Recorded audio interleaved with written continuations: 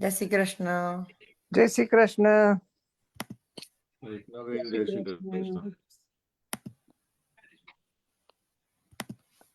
આજનો સત્સંગ આપણે મંગલાચરણથી શરૂ કરીશું.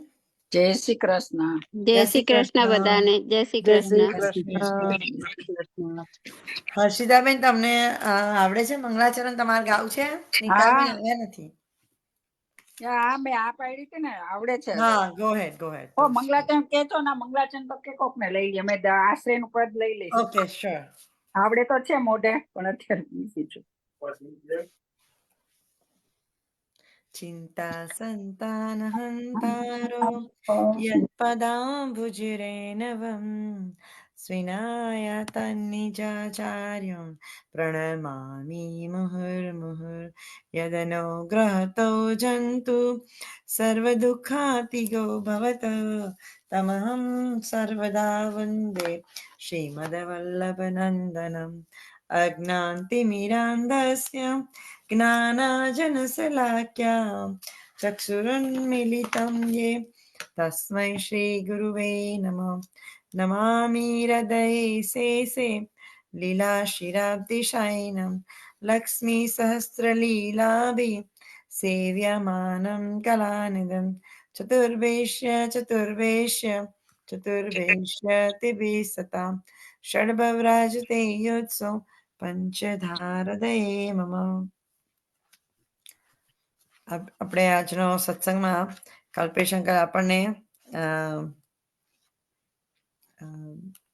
સ્પેશિયલ ટોપિકનું ડિસ્કશન કરશે, નવવિલાસ. સો કલ્પેશંકર, ગો હેડ. જય શ્રી કૃષ્ણ. જય.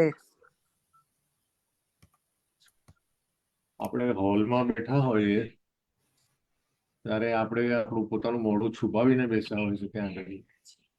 બેસો. એટલે આપણે ક્યાંક ખૂણામાં સંતાઈને બેઠા હોઈએ છીએ કે ત્યાં હોલમાં આપણે જ્યારે ક્યાંય વાતોચીત થતી હોય ત્યારે આપણે સ્ક્રીન બંધ કરી દઈએ તો આપણે કેવું લાગે? આપણે મને એવું લાગે કે હું ખાલી સેજલ, હું અને કલ્પનાબેન 3 જ જણા અહીંયા બેઠા છે, વાતો સાંભળીએ છીએ, એવું મને લાગે છે. નવવિલાસ જેવી વાત છે. તો હવે આમાં સેજલબેનને એક વિનંતી છે કે બધાને કમ્પલસરી કહેવાનું કે જો તમે અહીંયા એપિયર થાવ છો તો તમારે સ્ક્રીન ખુલ્લો રાખવાનું જરૂરી છે. કેમ કે આપણે પર્સનલી જઈએ પ્રવચન સાંભળવા જયજીનું, તો આપણે ક્યાંક અંદર દિવાલની પાછળ છુપાઈ જઈએ કે દરવાજાની પાછળ છુપાઈને સાંભળતા હોય છે, એવું તો નથી કરતા ને આપણે. એટલે ભગવાનની ભક્તિમાં આપણે જરા બી કચાશ રાખીએ ને તો પેલા ફુગ્ગામાં હવાનું કાણું પડી જાય ને એમાંથી જે ભક્તિ સરકી જાય એવી આપણી ભક્તિ સરકી જાય. આપણી ટોટલ નિષ્ઠા ના હોય તો પછી આપણને પ્રભુ મળે નહીં. એને પ્રભુને મેળવવા હોય તો તન મન ધન આપવાનું. તન આપણે આપવાનું છે એટલે કે પોતાની જાતને નથી આપી દેવાનું. એમ જે લાસ્ટ વખત મેં કીધું એવું આપણે આપણા તનને એની સેવામાં સમર્પણ કરવાનું છે. આપણે આ તન જે અહીંયા આગળ છે આપણે અડધું બાકી રાખીએ છીએ, એ બધું આપણે ન રાખીએ અને આપણે સદંતર આપણે પોતાની જાતને અહીંયા હાજર કરી રાખીએ. એનું નામ છે સમર્પણ છે. આવો સુંદર છે નવવિલાસ, જે આપણા માટે બહુ સ્પેશિયલ છે. કેમ કે આપણા સંપ્રદાયમાં નવવિલાસનું મહત્વ બહુ જ છે. એટલે એ વિશે હું ટૂંકમાં તમને જણાવેલ, પછી તમને એક દિવસનો વિલાસ વિશે 2 મિનિટ હું તમને વિસ્તાર આપું છું. એટલે આ નવવિલાસ આપણે જોઈએ કે આખું વર્ષ પ્રભુ તમને કોઈ બી રીતે તમને પોતાને બાંધી જ રાખે છે.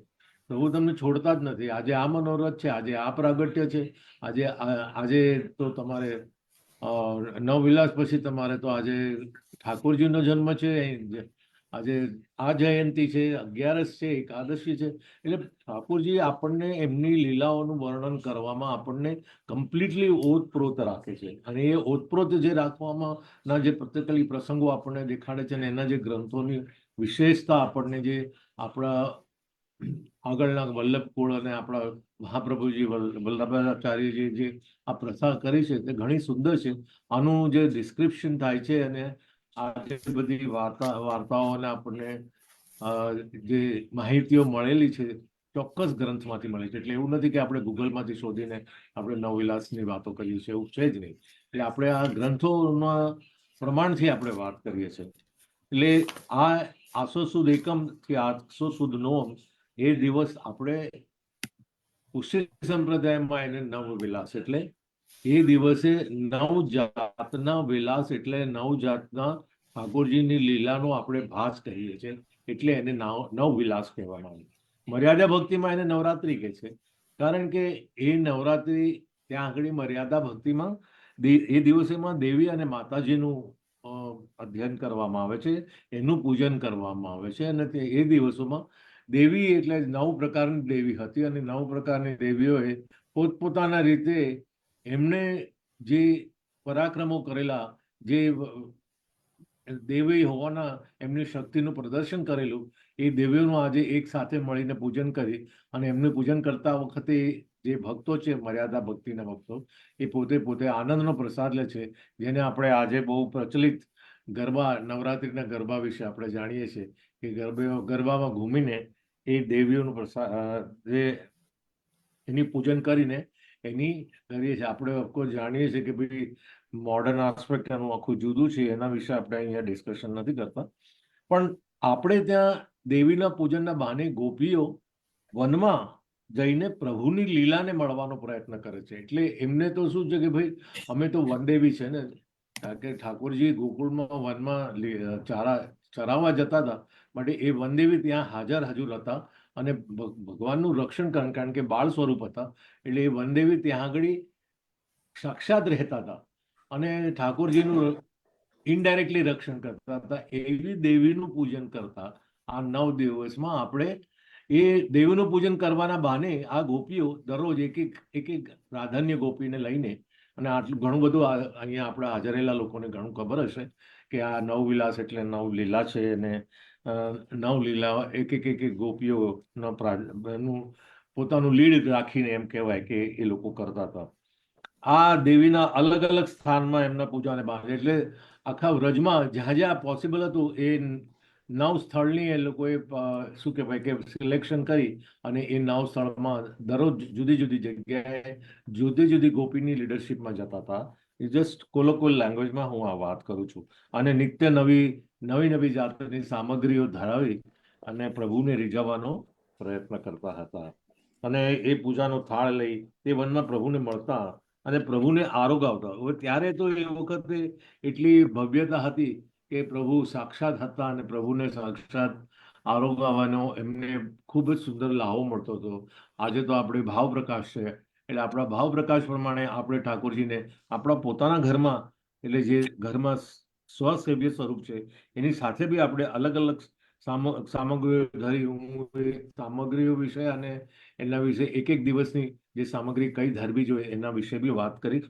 અને આ સમયે એકચ્યુઅલી આ એમ કહેવાય કે ખેતરોમાં અમુક જગ્યાએ જે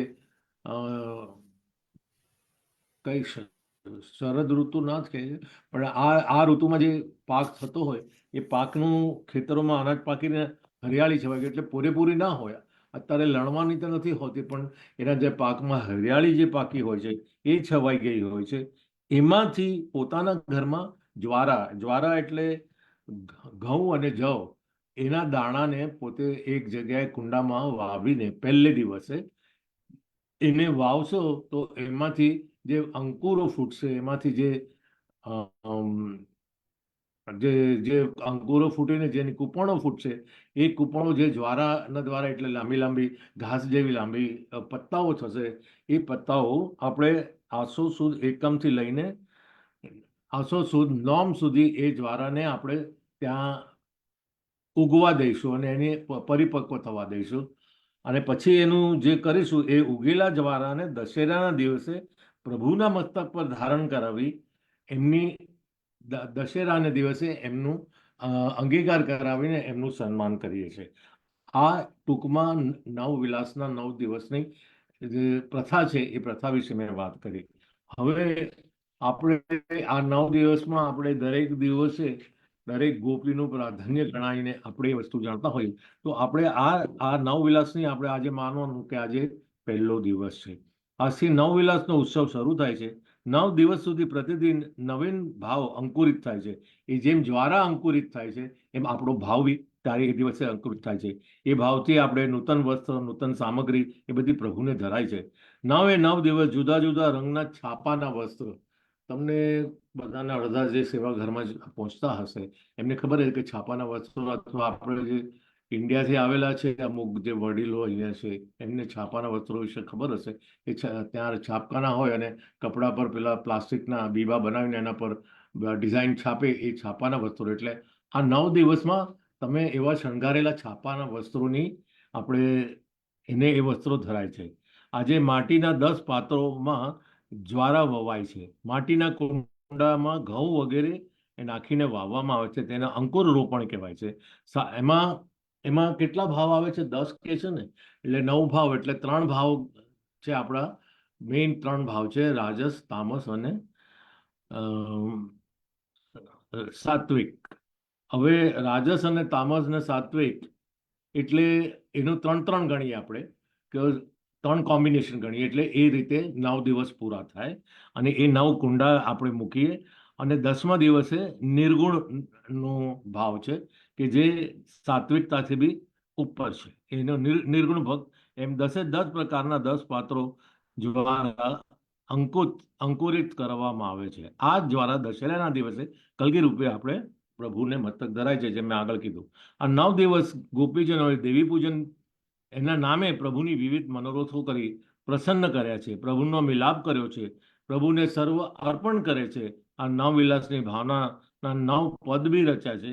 એવું કહેવાય છે કે નાથદ્વારામાં ગવાતા નથી, પણ હમણાં અમારે વાત થઈ ત્યારે કહે છે કે ભાઈ આપણને જે પેલું શંખનાદ ઓનલાઈન બતાવે છે ત્યારે એ લોકો નવવિલાસના આજે કીર્તનો આપણને બધાને ખબર હશે કે આ નવવિલાસના કીર્તનો આપણા મહાપ્રભુજી, હરિરાય મહાપ્રભુજી, જે આપણા દીનતાના સાગર કહેવાય છે, એમને રચિત કરેલા છે. તો એ અન્યત્ર બીજી જગ્યાએ એ વિલાસના દરરોજ દર્શન થાય છે.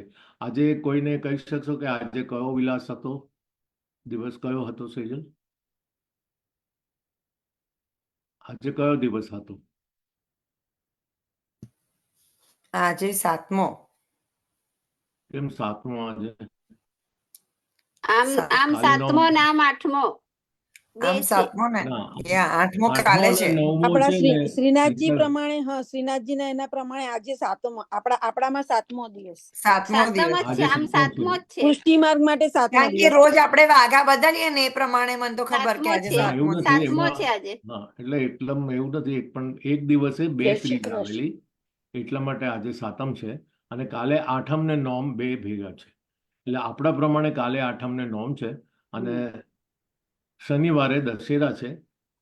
દશેરા 2 છે, શનિવારે બી છે અને રવિવારે છે, અને સોમવારે એકાદશી છે. આ તો જસ્ટ જણાવવા માટે લખ્યું છે, એટલે તો ખબર તો હશે જ બધાને, પણ આ તિથિ આપણે એ પ્રમાણે આપણે 8મ કે 9 આપણને ફરક તો પડતો જ નથી, કારણ કે આપણે તો 9 દિવસની 9 ભક્તિઓ કરતા જ હોઈએ છીએ. એટલે એ પ્રમાણે આપણે આજે 7મનું છે. એટલે કોઈ કે 7મનું કીર્તન ગાવું હોય તો સેજલબેન એમને કહેશે. તો સૌથી પ્રથમ વિલાસની ભાવના એનું સ્થળ કયું છે? નિકુંજ ભવન. નિકુંજ ભવન એટલે મેઇન. આજના મનોરથના મુખ્ય સખી છે ચંદ્રાવલીજી, અને એમની સામગ્રીની બી ચંદ્રકળાની છે. એટલે બધી જેટલી સામગ્રી હોય એનો બધો શેપ કે આકાર કે બધું ચંદ્રકળા જેવું હોય. આજથી મુરલી અને રાસના પદ બી ગવાય છે. કદાચ ઘણા પાસે હશે મુરલીના પદ ગાવાની પુસ્તક હશે, તો જે તમે વિલાસનું કીર્તન ગાઓ છો એની સાથે સાથે મુરલીના બી પદ ગવાય છે આ વખતે, અને એ રોજ ગવાય છે રાસના પદની સાથે. અને એ ભોગ સમયે સાંજે જ ગવાય છે, અને રાસ પંચાયત ધ્યાયનો પાઠ પણ એ વખતે જ ગવાય છે. હવે આવ્યો બીજો દિવસ. એ હરિરાયજી કૃત દ્વિતીય વિલાસ પ્રમાણે આજે દ્વિતીય વિલાસની ભાવનાનું સ્થળ સંકેતવન છે. આગળ નિકુંજવન કીધું, આ સંકેતવન છે. અને આજના મનોરથના મુખ્ય સખી છે લલિતાજી.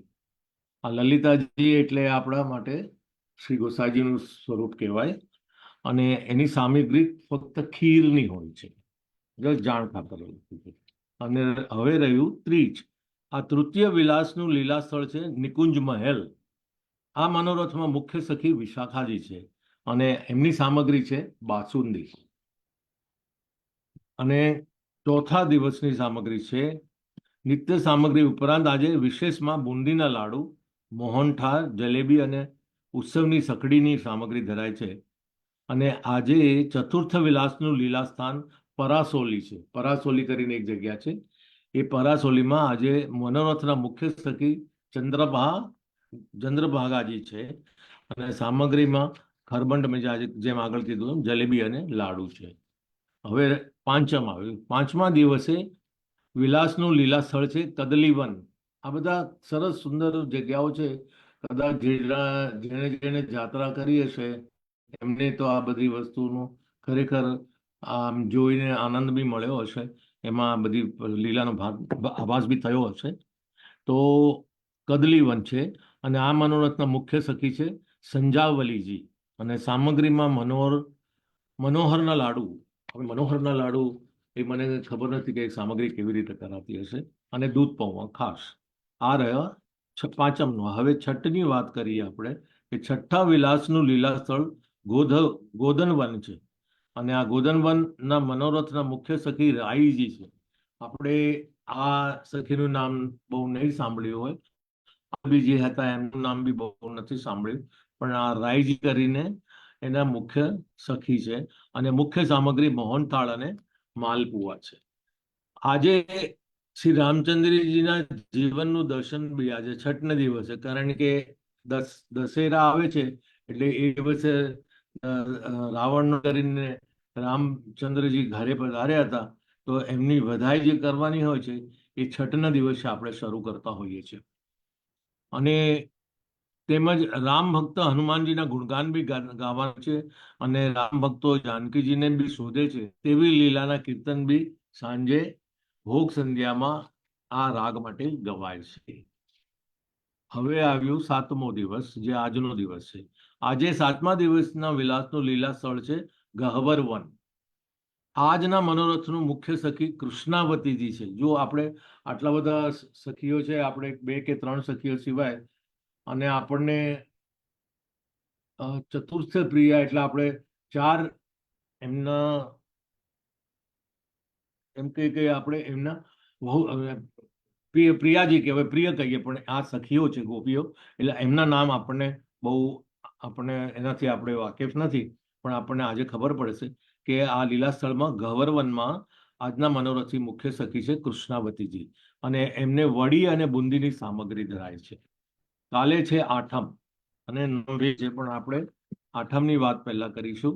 આઠમના દિવસે વિલાસનું લીલા સ્થળ છે શાંતનકુંડ, અને આજના મનોરથના મુખ્ય છે ભામાજી. હવે સત્યભામાજી જુદા છે અને ભામાજી પણ જુદા છે. સામગ્રીમાં પણ બહુ સુંદર છે સામગ્રી, બધાને ભાવતી હોય. સૂતરફેણી છે.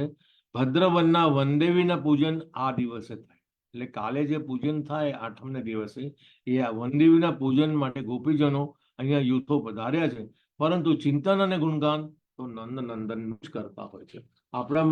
આપણે દેવીનું પૂજન કરતા નથી નવવિલાસમાં, ત્યારે બી આપણે કૃષ્ણ ભગવાનને જ પૂજન કરીને આપણે એમનું એ કરીએ. અને 9મા દિવસનું લીલા સ્થળ છે બંસીવટ. આ બંસીવટના મુખ્ય સખીજન તરીકે કોણ છે? શ્રી લાડીલાજી. હવે લાડીલાજી કોણ છે? કદાચ લોકોને ખબર છે કે નહીં, એ આ સ્વામિનીજીનું સ્વરૂપ છે. અને એ લાડીલાજીએ 9દા ભક્તોને બોલાવેલા છે. આપણને ખબર છે કે આપણે આ 9 વિલાસ કરીએ છીએ, એનું મહત્વ 9દા ભક્તિ સાથે બી ઘણું વધુ છે. સામગ્રીમાં પુવા, પછી ખોવા કરીને એક આવે છે, મીઠાઈ મેવા, અને 9દા ભોજનની છે. 9 વિલાસની આજે સમાપ્તિ છે, અને સમાપ્તિ શ્રી લાડીલાજીની સેવા બંસીવટ વિહાર કરી. એટલે બંસીવટમાં બધાએ જેણે ગયા છે એને જોયું હશે કે ત્યાં યમુના નદીનો કિનારો એકદમ નજીક છે ને, ત્યાં આગળ આ બંસીવટનું ગોળ છે, જ્યાં ઠાકોરજીએ ત્યાં આગળ આ કાત્યાયન વ્રત કરવા વાળી ગોપીઓનું ત્યાં આગળ ચીરહરણ કરેલું હતું. અને એ જગ્યાએ બંસીવટમાં બંસી વિહાર થાય છે. એટલે ત્યાં અને ત્યાં પ્રિયતમની રાસલીલાનું ત્યાં વર્ણન કરવામાં આવ્યું છે. મને ખબર છે કે હું ગયો હતો ત્યારે એના વર્ણનમાં એક જગ્યાએ અમે લોકોએ એ વર્ણનમાં કાન ધર્યા તો અમને ત્યાં બંસીનો અવાજ સંભળાતો. સતત બંસીની ધૂમ સંભળાય છે ત્યાં. એ આ બંસી નું નામ છે. તો આ હતી આપણા નવવિલાસની નોંધ. અને વિજયાદશમી છે એના વિશે તો આપણે કશું કહેવાનું નથી, કારણ કે એ તો પ્રભુને ત્યાં આગળ એમના ભોગના દર્શનને તિલક અક્ષર થાય છે. પ્રથમ નવરાત્રિએ લાવેલા જ્વારામાંથી એ સુંદર, જેમ મેં આગળ કીધું કે એ જ્વારામાંથી એમનું એક પ્રભુના એના જ્વારાને રેશમી દોરાથી બાંધીને કલગી બનાવીને શ્રી પ્રભુના મસ્તક પર દશેરાના દિવસે તમે જ્યારે કોઈ બી હવેલીના દર્શન કરો ત્યારે તમે ખાસ નોંધ કરજો કે એ પ્રભુને એ કલગી ધરાવવામાં આવે છે મસ્તક પર મોર ચંદ્રિકા સાથે વડી કરીને. અને એ સમયે ઝાલર ઘંટા વાગે છે, ઢાલ વગાડાય છે. હા, ખાસ કે દશેરાના દિવસે ઢાલ ધરાય છે, કારણ કે દાસના ભાઈએ માંગેલું કે ભાઈ હું તો હોય તો જ હું નમન કરું. તો એ વખતે ઠાકોરજીએ રામચંદ્રજીનું સ્વરૂપ લઈ ઢાલ અને તલવાર પોતે બાણનું ધારણ કર્યું. એ આનો ભાવ ત્યાં આગળ છે. ધૂપ દીપ શંખોદક વાગે છે. ઉત્સવ ભોગમાં 10 મોટા મોટા માટ એટલે માટલીઓ અને અનેક સામગ્રીઓ ધરાય છે. 10 પ્રકારના ભક્તોના ભાવથી 10 માટ ધરાય છે. અને મુખ્યત્વે નિર્ગુણ ભક્તોના ભાવની સેવા છે. એ છેલ્લો દિવસ નિર્ગુણ ભક્તોનો છે. અને શ્વેત વસ્તુ ધરાય છે દિવસે. એટલે જ્વારા રૂપે પ્રભુ ભક્તોને અંકુરિત કરે છે પોતાનો ભાવ. એ જ્વારા ધરાવવાનું મહત્વ છે. બસ આટલું ટૂંકાણમાં મારે નવવિલાસ વિશે કહેવું હતું. આપણે ઘણું બધું એક એક વસ્તુને વિશ્લેષણ કરીને કરીશું, પણ સમય રહેવાથી સેજલબેન કંઈક બિઝી છે, તો મને ખબર નથી ક્યાંક કોઈ વાતમાં બિઝી લાગે તો સેજલબેન. ના હું તો તમારું સાંભળું છું કે Kalpesh uncle, I was listening and I'm writing down notes. મને એમ કે તમારું ધ્યાન બીજે છે ને તમારું કઈ વાંચવામાં ના, હું અહીંયા છું. I'm here. સુંદર છે. પણ જ્યારે ભગવાનની વાતો ચાલે તો હું બીજે ક્યાં હોય? Are you kidding me? એટલે અહીંયા મેં આટલી મારાથી મને આઈ હોપ કે મેં થોડી ઇન્ફોર્મેશન આપી છે બધાને, એનાથી આનંદ થયો હશે, તો જાણવા મળ્યું હશે. બહુ સરસ તો હતું. અહીંયા વેરી હું મારી નાઇસ. વાણી ડિટેલિંગમાં તમને કીધું નવવિલાસનું. બહુ સરસ હતું. Good topic actually. અને right on time. Very good. એટલે વિચાર આવ્યો એટલે પછી આપણે વાત Yeah. કરીને એટલે પછી મેં કીધું લાવ એનું થોડું વાંચન કરીને તૈયારી કરું જેથી વાત કરવામાં સુગમતા આવે. એટલે Yeah. બહુ બરોબર છે. સરસ. એટલે આપણે તો આપણા ધર્મને પકડી રાખવાનો છે. આપણે આપણા સંપ્રદાયમાં બિલકુલ જોડાઈ રહેવાનું છે, કારણ કે આપણે એટલા નસીબદાર છે કે આપણને સાક્ષાત પ્રભુ આપણી સાથે 24 કલાક ધરવા તૈયાર હોય છે. આપણને પોતે ઘરમાં પધારી, એ આપણા કોઈ મહેમાન નથી, એ આપણા સભ્ય છે. આપણે અહીંયા મેં એક જગ્યાએ વાંચ્યું હતું કે આ જે અસ્પૃશ્ય ને અસ્પૃશ્યતા ને બધું જે ખોટું આપણને માર્ગદર્શનમાં બીજે રવાડે ચડાય છે, એની જરૂર જ નથી. આપણે પ્રભુને આવ કહેવાનું છે, પ્રભુને આપણે ધરાવ કહેવાનું છે, પ્રભુના અંગીકાર એમની સાથે લાડ લડાવવાના છે. એટલે આપણે અડીએ એમ લૌકિકતા ત્યારે આપણને એવું લાગે કે આ મારું છે ને આ લૌકિક છે ને આ પ્રભુનું જે બધું છે, પછી એમાં પ્રભુનું આ અડ્યાશું ને પ્રભુને ન અડ્યાશું. જ્યાં સુધી તમે એ વસ્તુને હેઠી નથી કરી ત્યાં સુધી આ બધું જ પ્રભુનું છે. અને જે ઘરમાં છે એ ઘરમાં ધરીને આ પદ્મનાભદાસે ધરીને આ ભગવાનની પૂરેપૂર્ણ સેવા કરી ત્યારે એ ક્યાં પ્રભુના ચણા છે, એ મારા ચણા છે. તમારે તો તમારો ભાવ સમર્પણ કરવાનો, બીજું કઈ નથી કરવાનું. અને એમાં કોઈ જુદી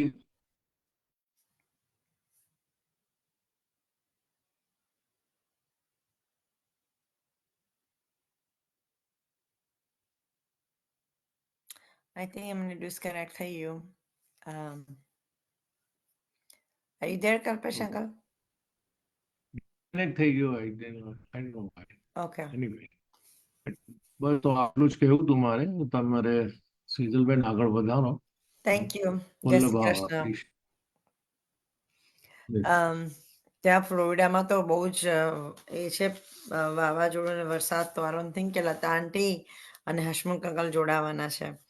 તો આપણે આગળ વધીએ. બસ ત્યાં શાંતિ રહે. બહુ જ વાવાઝોડું ને બધું લાઇટનિંગ ને બધું. It's a big hurt tornado there. પણ આપણે ઉર્વશીબેન આવ્યા છો? જય શ્રી કૃષ્ણ ઉર્વશીબેન. આપણે 84 વૈષ્ણવની વાર્તા વાંચીએ.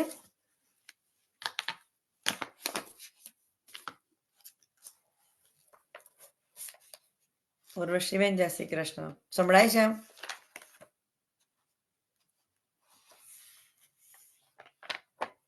ઉર્વશીબેન આર યુ ધેર? જય શ્રી કૃષ્ણ.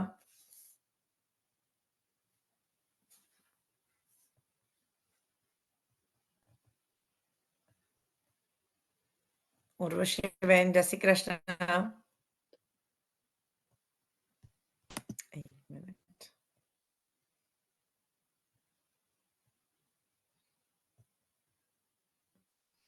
કઈ નહીં રીટા આંટી, તમે શરૂઆત કરો ને ભાગવત પુરાણની.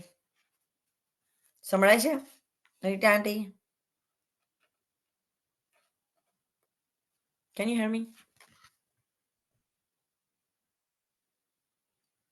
અનમ્યુટ કરવું પડશે રીટા આંટી. કરું. There જય you go. શ્રી કૃષ્ણ બધાને. જય Shri Okay, Krishna. Urvashiben are you there? છે પણ આઈ થિંક નથી ખબર નહીં એમને સંભળાય છે કે નહીં ખબર નહીં. Okay, I don't know where she is. Urvashiben, if you're there, can you turn on your camera? એ આમ તો છે જો ને. Yeah, she's there, but I can't hear her. યા કઈ નહીં, એ આપણે છે પછી એમને જોઈશું. તમે ભાગવત પુરાણ ચાલુ કરી દો ને Rita aunty. Let's go. Okay. બધાને જય શ્રી કૃષ્ણ. અને જો કોઈ સેજલ કોઈ ના ગાવાનું હોય તો હું એક રાસ લઈશ. આજ નવરાત્રા ચાલે છે ને. હા, sure. I okay. think જયશ્રીબેન છે પણ તમે પણ કરશો. Sure. એક નવરાત્રા ચાલે છે ને એટલે કૃષ્ણ Yeah. ભગવાન માટેનો જ એક રાસ લઈશું. ઓકે. Sure. ઓકે. બધા વૈષ્ણવોને જય શ્રી કૃષ્ણ અને નવરાત્રાની શુભકામના. આજે 7 દિવસ તો થઈ ગયા છે પણ 7 બધાને દિવસ થઈ ગયા. શુભકામના બધાને. બરાબર. ઓકે. આપણે ત્રીજો સ્કંદ ચાલી રહ્યો છે આપણા માટે. આપણે હવે ત્રીજા સ્કંદને આગળ વધારીશું. આપણે ભગવાન શું છે વિદુરજીની વાર્તા ચાલે છે કે વિદુરજીને ઘેર કૃષ્ણ ભગવાન ભાજી આરોગવા ગયા હતા. એનું આપણે આગળ ચલાવીએ છીએ. ભારે ભીડ જામી હતી. ભીડમાં કચડાતા વિદુર અને સુલભા દ્રષ્ટિ ભગવાન પેરમાં મંડાઈ રહી છે. તેઓ પ્રભુના દર્શન કરે છે. ભગવાન નીચી દ્રષ્ટિ રાખી રથમાં બિરાજ્યા છે. અચાનક તેઓ ઊંચું જુએ છે. વિદુરજી તરફ દ્રષ્ટિપાત કરે છે. તેઓ સુલભાને જુએ છે. બંને પોતાની જાતને કૃતાર્થ સમજે છે. બંનેનું હૃદય પ્રેમ રસથી ભીંજાઈ જાય છે. પ્રેમ તો પરસ્પર છે. પ્રેમનો પડઘો પડે છે. ભગવાનની આંખો અશ્રુથી ભીંજાઈ જાય છે. પ્રભુ આંખ વડે નિજ ભક્તોને કહી રહ્યા છે, હું તમારે ઘેર આવીશ. પરંતુ આનંદથી ભાવ વિભોર બનેલ પતિ પત્ની ભગવાનની દ્રષ્ટિનો મર્મ સમજી શકતા નથી. કૃષ્ણ હસ્તિનાપુર પહોંચ્યા. ધૃતરાષ્ટ્ર અને દુર્યોધનને તેમનું સ્વાગત કર્યું. શ્રી કૃષ્ણે સ્પષ્ટપણે કહ્યું, આજે હું દ્વારકાના રાજા તરીકે અથવા તમારા સંબંધી તરીકે અહીં આવ્યો નથી. આજે હું પાંડવોના દૂત તરીકે આવ્યો છું. પાંડવોને તેમનું રાજ્ય પાછું અપાવવા માટે વિષ્ટિકાર બનીને આવ્યો છું. આ સાંભળી દુર્મતી દુર્યોધને દ્વારકાનાથનું અપમાન કર્યું. તેણે કહ્યું, ભીખ માંગે રાજ્ય ન મળે. કાંડામાં બળ હોય અને હૈયે હામ હોય તો લડીને રાજ્ય લો.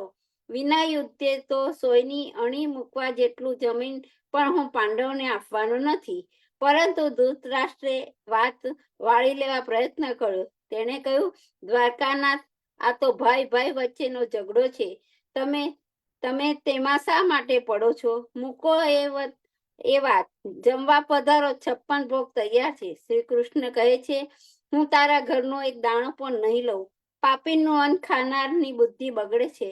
શ્રી કૃષ્ણે દુર્યોધનને ઘેર ભોજન કરવાની ચોખ્ખી ના પાડી. ગુરુ દ્રોણે કહ્યું, દુર્યોધનને ત્યાં ન જમશો, મારે ઘેર પધારો. ભીષ્મ દાદાએ કહ્યું, મારે ઘેર પધારો. ભગવાને કહ્યું, આજે તો મારે ઝૂંપડીમાં વસતા મારા એક પરમ ભક્તને ઘેર ભાવતા ભોજન કરવાના છે. ભગવાન સીધા વિદુરજીને ઘેર ગયા. વિદુરજીએ અને સુલભા કૃષ્ણ કીર્તન કરી રહ્યા છે. સુલભા આર્દ્ર સ્વરે કહે છે, નાથ, ગોપીઓ કહેતી હતી કે જે કોઈ કનૈયાની પાછળ પડે તેને કનૈયો રડાવે છે. તેમની વાત સાચી છે. નાથ, તમે ક્યારે પધારશો? અમારી પાસે મીઠાઈ નથી, પરંતુ અમારી પાસે જે છે તે બધું અમારું સર્વસ્વ છે. અમારે તમારી પાસે ધરશું. અમારે ત્યાં નહીં પધારો નાથ? કૃષ્ણે ઝૂંપડીની બહાર ઊભા રહી તેમના કીર્તન સાંભળે છે. સાંભળીને ડોલી ઉઠે છે. કહેવાય છે, સુરદાસજી કીર્તન કરતા ત્યારે કનૈયો તેમનો તંબુરો તેમને લાવી આપતા. પછી સુરદાસ કીર્તન કરતા અને કનૈયો સાંભળતો. કનૈયો નારદજીને કહે છે, નાહી વસામી વૈકુંઠે યોગીના હૃદયે નચા, મદ ભક્તા યત્ર ગાયંતી તત્ર તિષ્ઠામિ નારદ. હે નારદ, હું ન તો વૈકુંઠમાં રહું છું, ન યોગીઓના હૃદયમાં વસું છું. મારા ભક્તો જ્યાં મારું કીર્તન કરે છે ત્યાં ઊભો રહીને હું તે સાંભળું છું. વિદુરજીની ઝૂંપડીના દ્વાર બંધ છે. વિદુર અને સુલભા ધ્યાન મગ્ન છે. તેમને ખબર નથી કે જેનું કીર્તન તેઓ કરી રહ્યા છે તે દ્વારકાના તો બહાર ઊભા રહીને તેમના કીર્તન સાંભળી રહ્યા છે. વિદુર અને સુલભાને સમયનું ભાન નથી. કીર્તન કર્યા જ કરે છે. કૃષ્ણ લાંબો સમય ઝૂંપડીની બહાર ઊભા રહે છે. છેવટે ભૂખથી લાચાર બનીને તે ઝૂંપડીની નું દ્વાર ખટખટાવે છે. તેમણે બૂમ પાડી, કાકા, હું આવ્યો છું. અવાજ સાંભળી સુલભાએ દ્વાર ઉગાડ્યું. દ્વારકાનાથને ઉભેલા જોયા. હર્ષાવેશમાં આવી જઈ દેહ દિશાનું ભાન ભૂલી ગયા. પ્રભુ ઝૂંપડીમાં પધાર્યા. સુલભા પાસે બેસી ગયા. કહે છે, કાકી, મને ભૂખ લાગી છે, ખાવાનું આપો. સુલભા દેહભાન ભૂલ્યા છે. શુદ્ધ શાન રહી નથી. પાસે પડેલા કેળા ઉપાડી તેને છોલી તેની છાલ પ્રભુને આપે છે અને કેળાનો ગર્ભ બહાર ફેંકી દે છે. ભગવાન તો નિષ્કામ છે, તેને ભૂખ ન હોય, પરંતુ ભક્તોની ભક્તિ ભગવાનને સકામ બનાવે છે. તેને ભૂખ લાગે છે. સકામ બની ભગવાન ખાવા માંગે છે અને પ્રેમથી ભક્ત તેને જે આપે તે તેટલા જ પ્રેમથી તેઓ આરોગે છે. વિદુરજીની દ્રષ્ટિ છાલ પર પડે છે. કહે છે, દેવી, આ શું? ભગવાનને કેળાની છાલ ખવડાવો છો? ભગવાન કહે છે, કાકા, આ છાલમાં કેટલો સ્વાદ છે તે જાણો છો? ચાખી જુઓ થોડીક. તેનો સ્વાદ પાસે અમૃતનો સ્વાદ ફિક્કો લાગે છે, પરંતુ હજુ ભગવાનની ભૂખ ક્ષમતી નથી. ભક્તોનો પ્રેમ ઘટે તો ભગવાનની ભૂખ શમે. તે તો માંગીને ખાવામાં માને છે. ભગવાન વિદુરજી પાસે ખાવાનું માંગે છે. વિદુરજી સંકોચાય છે. શું આપે? કહે છે, ભગવાન, તમે દુર્યોધનને ઘેર જમીને આવ્યા નથી? ભગવાન કહે છે, જેના ઘરનું તમે ખાતા નથી તેના ઘરનું હું કેવી રીતે ખાઉં? વિદુરજી સુલભા વિચાર છે, ભગવાનને ખાવા માટે શું આપવું? પોતે તો રોજ ભાજી ખાતા હતા. આજે પણ ચૂલા ઉપર ભાજી બાફવા મૂકી છે. ભગવાનને ભાજી આપતા તેમને સંકોચ થાય છે. તેમનો સંકોચ જોઈ ભગવાન પોતે ઊભા થાય છે.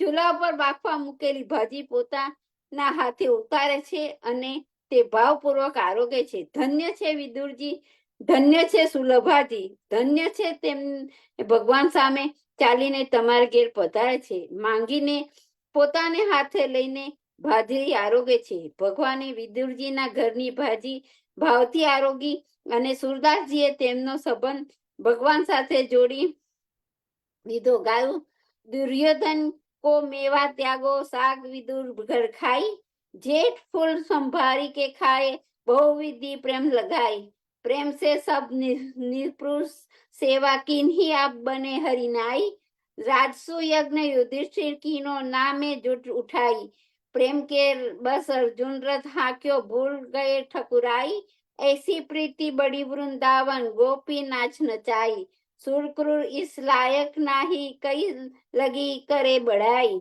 સુખદેવી રાજા પરીક્ષિતને ભાજી લક્ષણનો આ પ્રસંગ કઈ સંભળાવે છે. સુખદેવજી કહે છે, વિદુરજી એવા નિષ્કામ ભક્ત હતા, તેથી ભગવાને તેમને ઘેર પધાર્યા. વિદુરજીએ ધૃતરાષ્ટ્રનો મહેલ છોડી ઝૂંપડીમાં વાસ કર્યો હતો, પરંતુ હજી ઘર છોડ્યું ન હતું. તેઓ ઘરમાં રહીને પ્રભુ ભજન કરતા હતા. પરંતુ એક દિવસ વિદુરજીને ઘર છોડવાનો પ્રસંગ આવ્યો હતો. સુખદેવજી એ પ્રસંગ પણ પરીક્ષિત રાજાને કહી સંભળાવે છે. સુખદેવજી કહે છે, 12 વર્ષના અરણ્યવાસમાં અને 1 વર્ષના અજ્ઞાતવાસ પછી પ્રગટ થઈ પાંડવોએ શરત પ્રમાણે દુર્યોધન પાસે પોતાનું રાજ્ય પાછું માંગ્યું. સમાધાન માટે પ્રભુ પોતે હસ્તિનાપુર પધાર્યા, પરંતુ કૌરવોએ તેમની વાત ન માની. દૂત બનીને આવેલા ભગવાન દુર્યોધનને અપમાન કર્યું. મૂંઝાયેલા ધૃતરાષ્ટ્રે વિદુરજીની સલાહ લેવા તેમને બોલાવ્યા. વિદુરજી એ ધૃતરાષ્ટ્રને ઘણું સમજાવ્યા, પરંતુ સ્વાર્થ ધૃતરાષ્ટ્ર સમજતા નથી. વિદુરજીએ ધૃતરાષ્ટ્રને આપેલા ઉપદેશને વિદુર નીતિ નામથી ઓળખવામાં આવેલ છે. વિદુરજી ધૃતરાષ્ટ્રને કહે છે, દુર્યોધન પાપી છે, એ તારો પુત્ર નથી, પરંતુ તારું પાપ એ ઘણીવાર આપણા પુત્ર તરીકે પ્રગટે છે અને આપણને દુઃખ આપે છે.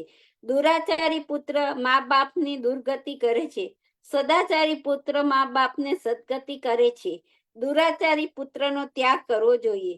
તારો આ દુરાચારી પુત્ર તારા વંશનો નાશ કરશે, માટે તારે તેનો ત્યાગ કરવો ઘટે.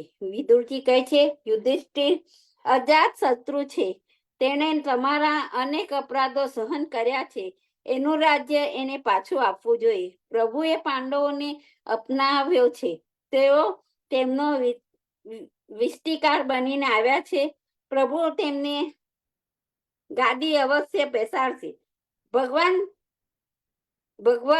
ભાગવતમાં 2 અજાતશત્રુ બતાવ્યા છે, એક યુધિષ્ઠિર અને બીજો પ્રહલાદજી. યુધિષ્ઠિર અને બીજા પ્રહલાદજી. વિદુરજીના વચનો સાંભળી ધૃતરાષ્ટ્ર કહે છે, ભાઈ, તું જે કહે તે બધું સાચું છે, પરંતુ જ્યારે દુર્યોધનને મારી પાસે આવીને ઊભો રહે છે, ત્યારે મારું જ્ઞાન જતું રહે છે. સુખદેવજી કહે છે, જેણે ભગવાનની સલાહ ન માની તે ધૃતરાષ્ટ્રનું વિદુરની સલાહ માને ખરા? તેમણે વિદુરની સલાહ પૂછી, પરંતુ તે સલાહ ન માની. દુર્યોધને ખબર પડી. તેના દુષ્ટ દરબારીઓએ તેને કહ્યું, વિદુરજીએ તમારી ઘણી નિંદા કરી છે, તમારે માટે ઘણા ખરાબ શબ્દો કહ્યા છે. દુર્યોધન ઉશ્કેરાયો, ભરી સભામાં વિદુરજીનું અપમાન કર્યું. દુર્યોધને વિદુરને કહ્યું, તું દાસી પુત્ર છે, મારું અન્ન ખાઈને મારી નિંદા કરે છે. પછી તેણે સેવકોને આજ્ઞા કરી, આ દાસી પુત્રને જલ્દીથી નગર બહાર હાંકી કાઢો. વિદુરજી માટે તો માન અપમાન એક સમાન હતા. કેવળ ભાજી જેવો સાદો અને સાત્વિક આહાર કરનાર વિદુરજી ગમ ખાઈ શક્યા. વિદુરજીએ વિચાર્યું, આ દુર્યોધન મારું અપમાન કરતો નથી, તેના હૃદયમાં રહેલા ભગવાન મને કહે છે, તું કૌરવોનો દુસંગ છોડી દે. વિદુરજી મહાપુરુષ હતા. દુર્યોધનના દોષમાં પણ તેમને ગુણ દેખાય છે, ખરાબમાં પણ સારું જુએ છે. એ વૈષ્ણવ. ભગવાને પણ વિચાર્યું, કૌરવોના નગરમાં જ્યાં સુધી વિદુરજી જેવા મદ ભક્ત રહેશે, ત્યાં સુધી કૌરવોનો વિનાશ નહીં થાય. એટલે દુર્યોધન શબ્દો દ્વારા પ્રભુએ વિદુરજીને હસ્તિનાપુર છોડવાની પ્રેરણા કરી.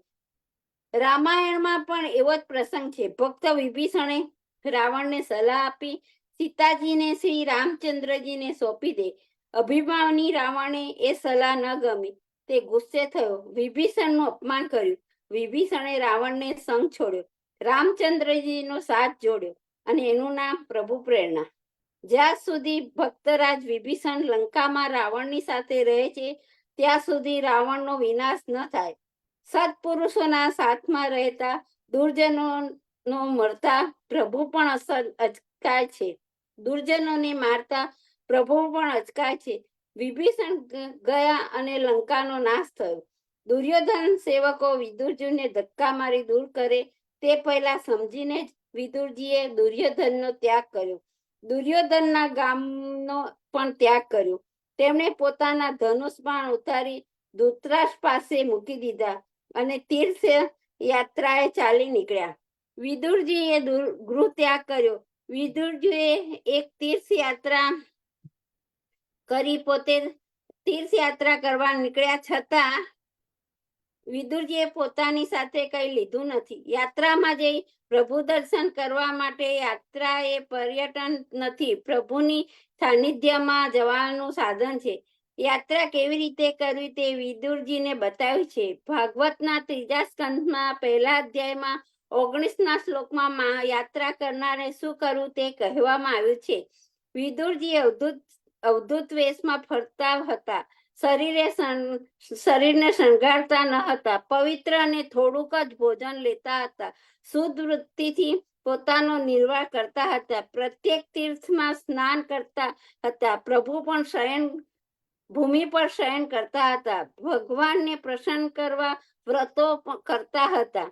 વિદુરજીએ તીર્થોમાં પરિભ્રમણ કર્યું. સંસારીએ પ્રાણ પ્રાપ્તિ પુણ્ય પ્રાપ્તિ માટે યાત્રા કરે છે. સંતો ભૂમિને પવિત્ર બનાવવા યાત્રા કરે છે. વિદુરજીએ ભગવાનની લીલાઓના ચિહ્નને અલંકૃત સ્થળોએ જેવા કે મથુરા, દ્વારકા, ગોકુળ, વૃંદાવન, ગોવર્ધન, રજની કુંજ, નિકુંજો અને યમુનાજીના પુલીનો વગેરે સ્થળોએ ભગવત ભાવે એકલાએ જ પરિભ્રમણ કર્યું છે. તમે પણ યાત્રા કરો તો ભગવાનને શોધવા ઉદ્દેશની યાત્રા કરજો. પ્રવાસ કે પર્યટનની ભાવનાથી નહીં. યાત્રા કરો તો એકાંકી બનીને કરજો. સમૂહમાં કરશો તો પ્રભુમાં ધ્યાન નહીં રહે. યાત્રામાં સાત્વિક ખોરાક લેજો અને તે પણ થોડો જ. સ્વાદ માણવા ખાશો નહીં. જીવન ટકાવી રાખવા ખાજો. ભૂમિ પર શયન કરજો. સ્વચ્છ અને સાદા કપડાં પહેરજો. અવધૂત વેશમાં રહેજો. ઠાઠમાઠ કે પૈસાનું પ્રદર્શન ન કરશો. વ્રત ઉપવાસ કરી ઇન્દ્રિયોનો સંયમ કેળવજો. વિદુરજીએ આ પ્રમાણે 36 વર્ષ યાત્રા કરી. એમ કરતા તેઓ પ્રભાસ ક્ષેત્રમાં આવી પહોંચ્યા. 36 વર્ષની યાત્રા દરમિયાન વિદુરજીએ ગંગા, યમુના, સરસ્વતી એ ત્રણેય પુરાણ પ્રસિદ્ધ નદીઓનું સેવન કર્યું. બસ સેજલ.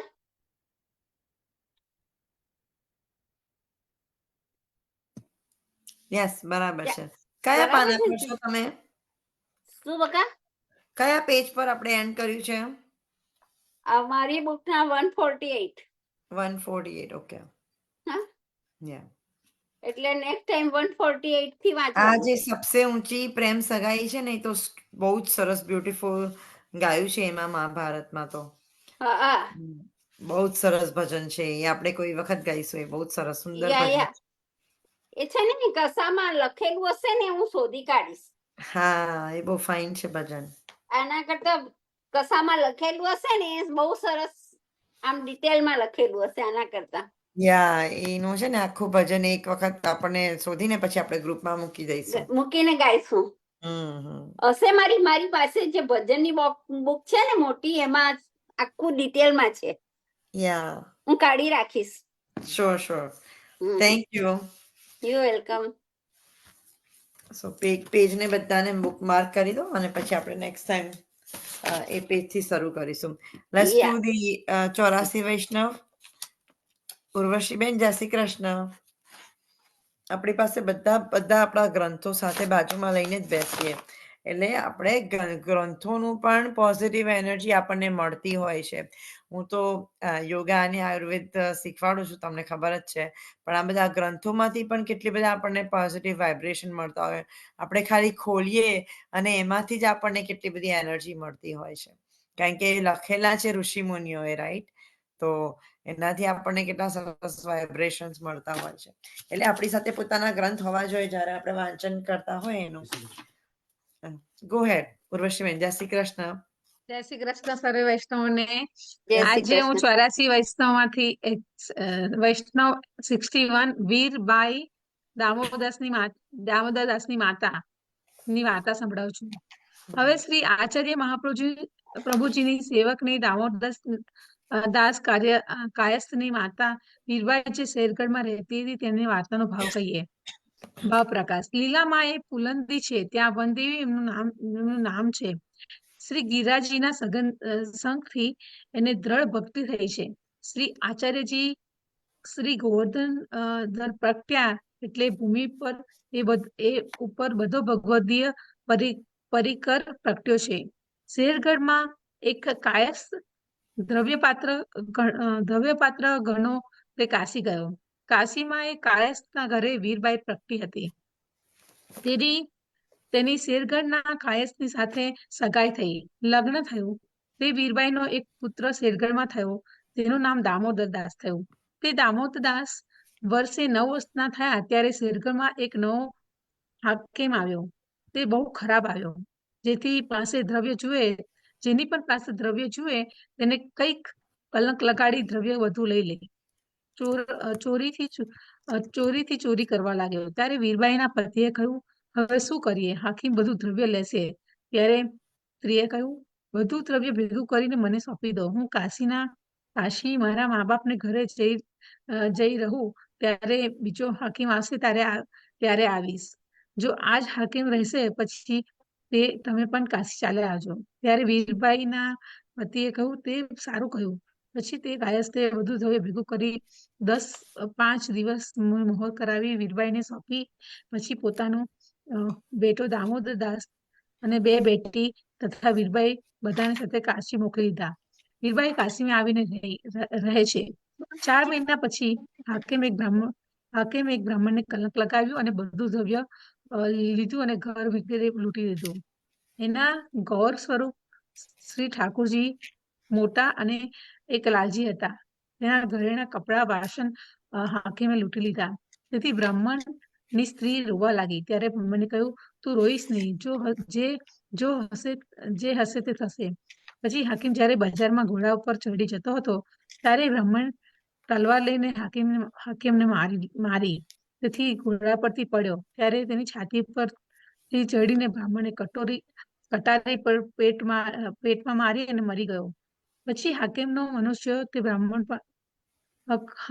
મનુષ્યએ બ્રાહ્મણને માર્યો.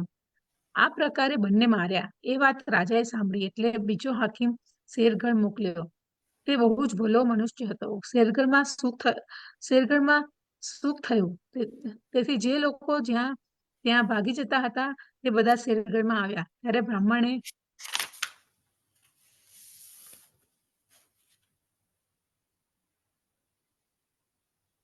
ત્યારે બ્રાહ્મણે જેનો ધણી માર્યો ગયો હતો તેને વીરબાઈના પિતાએ કહ્યું કે મારાથી ઠાકોરજીની પૂજા નથી બનતી, મારી પાસે દ્રવ્ય પણ નથી. ત્યારે કાયસ્થે કહ્યું, મારી સ્ત્રી બેટા બેટી કાશીમાં રહે છે. હવે ગામમાં ચેન થયું છે, તેથી અહીં બોલાવું છું અને આવ્યા પછી ઠાકોરજીને અમે રાખીશું.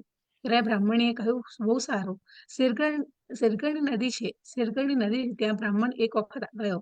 ત્યાંથી તે ઠાકોરને તેને પ્રાપ્ત થયા. પછી એ કાયસ્થે પોતાની સ્ત્રી વીરબાઈને બોલાવ્યા અને ગામના પ્રમાણિક 4 સારા મનુષ્યોને કાશી મોકલ્યા. તે મનુષ્યો આવીને વીરબાઈને કહે છે, જે શેરગઢમાં બીજા હાકેમ આવ્યો છે તે બહુ ભલો છે.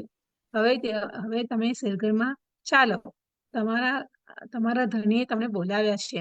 વીરબાઈ બધાની વાત સાંભળી અને ધનની પેટી લઈ અને બેટા દામોદાસ અને બંને બેટી સહિત કાશીમાં ચાલ્યા. તે મજલ 5 આવી ગયો અને નાનું સરખું ગામ હતું. ત્યાં ઉતરી ત્યાં તેની પાછળ ચોર લાગ્યો. જ્યારે રાત્રિ પ્રહર પાછળી ગઈ ત્યારે બધા મનુષ્યો ઊંઘી ગયા એટલે ચોરે પેટી લીધી અને સવાર થતું જાની ગામની બહાર પેટી ધૂળમાં દાટી અને ચોર ગામમાં આવીને બેઠો. પછી સવાર થતા જ વીરબાઈને થયું, પેટી કઈ ગઈ, હવે શું કરીશું? મારું તો સગળું ઘરનું દ્રવ્ય એમાં જ હતું. ગામના લોકો પૂછશે તો હું શું કહીશ? વીરબાઈ તલાવ ઉપર બેસી રડવા લાગ્યા. અરસામાં શ્રી આચાર્યજી પૃથ્વીની પરિક્રમા કરતા તલાવ પર પધાર્યા. પ્રાતઃકાળની સંધ્યા કરી તલાવ ઉપર ઉતર્યા. તે બાઈને રુદન કરતી હતી. તેને જોઈ આપે જાણ્યું કે જે દેવી આ દેવી જીવ છે, પણ દુઃખી કેમ છે? ત્યારે તેને પૂછ્યું, એવું તને શું દુઃખ છે? ત્યારે વીરબાઈએ કહ્યું, મહારાજ, મને મહાદુઃખ પડ્યું છે. કુટુંબમાં તો ઘણું દ્રવ્ય હતું, પણ તે પેટી રાત્રિમાં ચોરાઈ ગઈ. હવે મારું અહીં કોઈ નથી. કોને મારું દુઃખ કહ્યું? પછી જે પ્રકારે કાશીમાં આવીને બધું કર્યું હતું ત્યારે આચાર્યએ કહ્યું, ત્યારે આચાર્યજીને દયા આવી. આપ કહે રોઈશ નહીં, ઠાકોરજી બધું સારું કરશે. ત્યારે વીરબાઈ દંડવત કરીને કહ્યું, મહારાજ, આ દ્રવ્ય મને તો અડધું આપ લો, અને દ્રવ્ય મળે તો અડધું આપ લો ને અડધું મને આપો.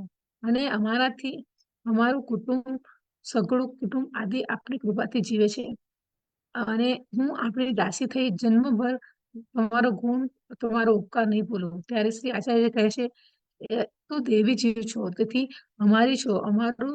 અમારે તારું દ્રવ્ય જોતું નથી. કૃષ્ણદાસ મેઘનને શ્રી આચાર્યજી મહાપ્રભુજીએ કહ્યું, ચોરોએ ધૂળમાં પેટી દાટી દઈ દીધી છે. એ જઈને એમને બતાવી. એટલે કૃષ્ણદાસે વીરબાઈની સાથે જઈ સ્થળ બતાવ્યું, અને ધૂળમાંથી પેટી કાઢી અને શ્રી આચાર્ય પાસે આવી અને આગળ ધરી દીધી. વીરબાઈ કહે છે, મહારાજ, આ આપનું દ્રવ્ય છે. આપ અડધું દ્રવ્ય હું તમને આપું છું. અડધું દ્રવ્ય તમને આપું છું.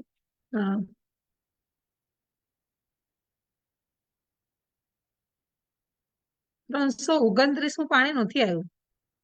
આવ્યું છે.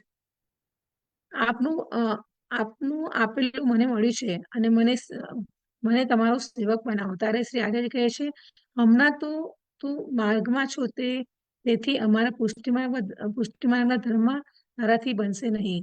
તેથી તું દ્રવ્ય લઈ અને તું શેરગઢ જા, અને શેરગઢ પધારીશું ત્યારે તને સેવક બનાવીશું. તું કહીશ તે કરીશું. ત્યારે વીરબાઈએ વિનંતી કરી કહ્યું, મહારાજ, આપ તો સાક્ષાત ઈશ્વર છો. હું દ્રવ્ય આપું છું, પણ તે લેતા નથી, તો શેરગઢમાં શા માટે આપ પધારશો? આપના દર્શન પરમ દુર્લભ છે. શ્રી ઠાકોરજીએ મારા ઉપર કૃપા કરી અને આપે મને દર્શન દીધા. તેથી મને નામ સંભળાવો અને દ્રવ્ય અડધું લો. ત્યારે શ્રી આચાર્ય કહે, તારે ગામ આવીને તને સેવક કરવી છે. જે બ્રાહ્મણ મર્યો છે તેની સ્ત્રી પાસે જે ઠાકોરજીનું સ્વરૂપ છે તે તારા માથે પધરાવો છે. તેથી શેરગઢનું નિશ્ચય પધારીશું, ત્યારે તારું સર્વ કાર્ય થશે. ત્યારે વીરબાઈએ કહ્યું, મહારાજ, શરીરનો ભરોસો નહીં, અને આપણી પાસે વધારે બોલવું એ અપરાધ છે. તેથી મારા પાસે ચરણ ધરી કહો જે શેરગઢમાં પધારીશું. ત્યારે આપણા ચરણ પધરાવાથી મારું મન શુદ્ધ થશે.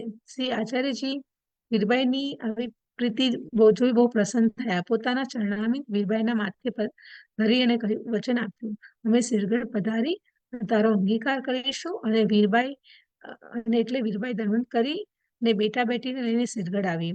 પછી કેટલાક દિવસ શેરગઢમાં આવીને પોતાના પતિને આ બધી વાત કરી. આ પ્રકારે આપે કૃપા કરી છે. અને શ્રી આચાર્યજીએ કહ્યું છે કે એક બ્રાહ્મણને ત્યાં ઠાકોરજી બિરાજે છે, તે ગૌ સ્વરૂપ છે, તે મારા ઉપર પધરાવાના છે. તો તે બ્રાહ્મણી કોણ છે? ત્યારે વીરબાઈ એના પતિએ કહ્યું, તે બ્રાહ્મણી અકેલી રહે છે, તેનો પતિ મર્યો ગયો છે, અને નિત્ય કહે છે, મારા ઠાકોરજી પધરાવો. ત્યારે વીરબાઈએ કહ્યું, ઢીલ ન કરો, તે ઠાકોરજી આપને ઘરે લાવી રાખો. શ્રી આચાર્યજીએ 2-4 દિવસમાં નિશ્ચય પધારશે. તે સમયે તે બ્રાહ્મણીના ઠાકુરને દે કે ન દે. એટલે એનું કેવું હતું કે પહેલા જલ્દી કરો, કારણ કે બ્રાહ્મણીનું વચન મગજ આમ બદલાઈ જાય. એટલે કે જલ્દી તમે કરો તો આચાર્ય આપણી ઘરે પધારે. ઠાકોરજીનું વચન કરીને લેજો, જે ફરીને પાછા દઈશું નહીં. ત્યારે બાઈના પતિએ તે બ્રાહ્મણીને પાસે જઈ કહ્યું, હવે અમારી સ્ત્રી બેટા બેટી કાશીથી આવી ગયા છે, તેથી ઠાકોરજીને દેવાના હોય તો દો, નહીં તો અમે બીજા ઠાકોરજી પધરાવીશું. તે બ્રાહ્મણે કહ્યું, મેં તો તમને વચન આપેલું, તમને પહેલા જ કહ્યું હતું કે મારાથી પૂજા થતી નથી, માટે હમણાં જ લઈ જાઓ. ત્યારે વીરબાઈના પતિએ કહ્યું, કદાચિત ફરી પાછા તમને ક્યારે ઠાકોરજી માગશો તો નહીં પધરાવીશું. ત્યારે બ્રાહ્મણીએ કહ્યું, હવે શું પાછા માંગુ? દ્રવ્ય નથી, કોઈ મનુષ્ય મારા ઘરે નથી. ત્યારે કાયસ્થે કહ્યું તે ઠાકોરજીને લઈ લો તો તમે લઈ લો અને તમારા ઘરે પધરાવો. ત્યારે તે બ્રાહ્મણી રાજી લીધા અને મોટું મોટું ગૌર સ્વરૂપ હતું તે કાશી લઈ ગયા અને બંને સ્વરૂપે પોતાના ઘરે પધાર્યા. પછી 4 દિવસમાં શ્રી આચાર્યજી શેરગઢ પધાર્યા. આપ નદીના તીરે એક બાગમાં ઉતર્યા. ત્યારે કૃષ્ણદાસ કહે છે, વીરબાઈને અમારી ખબર કહાવજે, અહીં લાવીશ નહીં. એનું મન પ્રસન્ન હોય તો તે આવે. એટલે કૃષ્ણદાસ ગામમાં ગયા અને તેના પુત્ર દામોદર દાસને જોઈને કહે છે, તું ઘરે જઈશ, તારા માતાને કહે છે કે નદીના તીરે બગીચો છે, ત્યાં શ્રી આચાર્યજી પધાર્યા છે. એમ કહી શ્રી કૃષ્ણદાસ શ્રી આચાર્યજી પાસે આવીને કહે છે કે વીરબાઈના બેટો દામોદર દાસ મળ્યો હતો, તેને કહીને આવ્યો છું. શ્રી આચાર્યજી પધાર્યા છે. દામોદર દાસજી પોતાની માતાને કહ્યું, જે આચાર્યજી પધાર્યા છે, મને એમનો સેવક કહી ગયા છે કે વીરબાઈ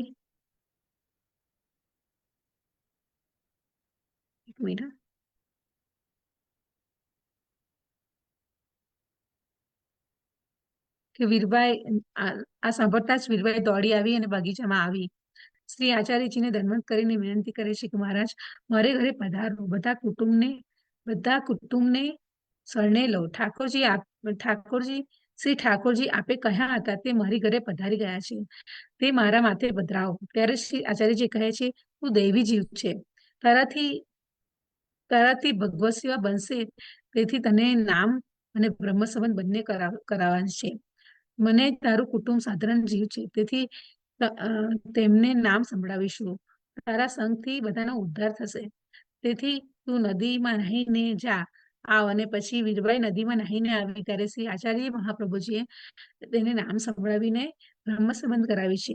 હવે તું ઘરે જા, તારા પતિને મોકલજે, એટલે અમે તારા ઘરે ધારીશું. ત્યારે વીરબાઈએ ઘરે જઈને પતિને કહ્યું, નદી તીરે બગીચામાં શ્રી આચાર્યજી પધાર્યા છે, તેથી વિનંતી કરી કે અમને પધરાવો અને બધા સેવક થાય.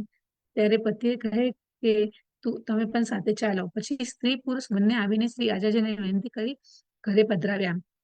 બધાને આચાર્યજીએ નામ સંભળાવ્યું. પછી ઠાકોરજીનું પંચામૃત કરી સ્નાન કરાવી પાટ પર બેસાડ્યા અને વીરબાઈને માથે પધરાવ્યા. મોટું ગૌર સ્વરૂપ હતું. તેમનું નામ શ્રી કપૂરરાયજી ધર્યું અને લાલજી હતા, એમનું નામ શ્રી નવનીત પ્રિયાજી ધર્યું. અને આગળ કરેલા હિંડોરા પલથી શ્રી નવનીત પ્રિયાજીને ઝુલાવ્યા. વીરબાઈએ શ્રી આચાર્યજીને વિનંતી કરી કે 5 દિવસ પોતાની ઘરે રાખ્યા અને પુષ્ટિમાર્ગની સેવાની રીતિ બધી શીખી લીધી. પછી અડધું દ્રવ્ય શ્રી આચાર્યજીને ધર્યું અને ભેટ કર્યો. અને પછી આચાર્યજી પૃથ્વી આગળ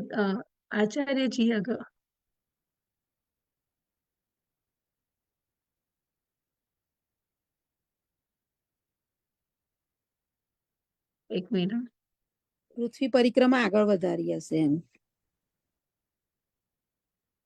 કૃષ્ણદાસ વીરવાસે સ્થળ બતાવ્યું. પૃથ્વી પરિક્રમાએ પધાર્યા. પૃથ્વી પરિક્રમાએ પધાર્યા, રાઈટ? પેજ નંબર કયો છે? 329 ને? 330. 330. આ પૃથ્વી પરિક્રમા પધાર્યા. વાર્તા પ્રસંગે તે વીરબાઈ શ્રી ઠાકોરજીની સેવામાં બહુ જ પ્રીતિ કરવા લાગ્યા અને કેટલાક દિવસ સુધી શ્રી ઠાકોરજી તેને સાનુભાવ જણાવવા લાગ્યા. વીરબાઈનો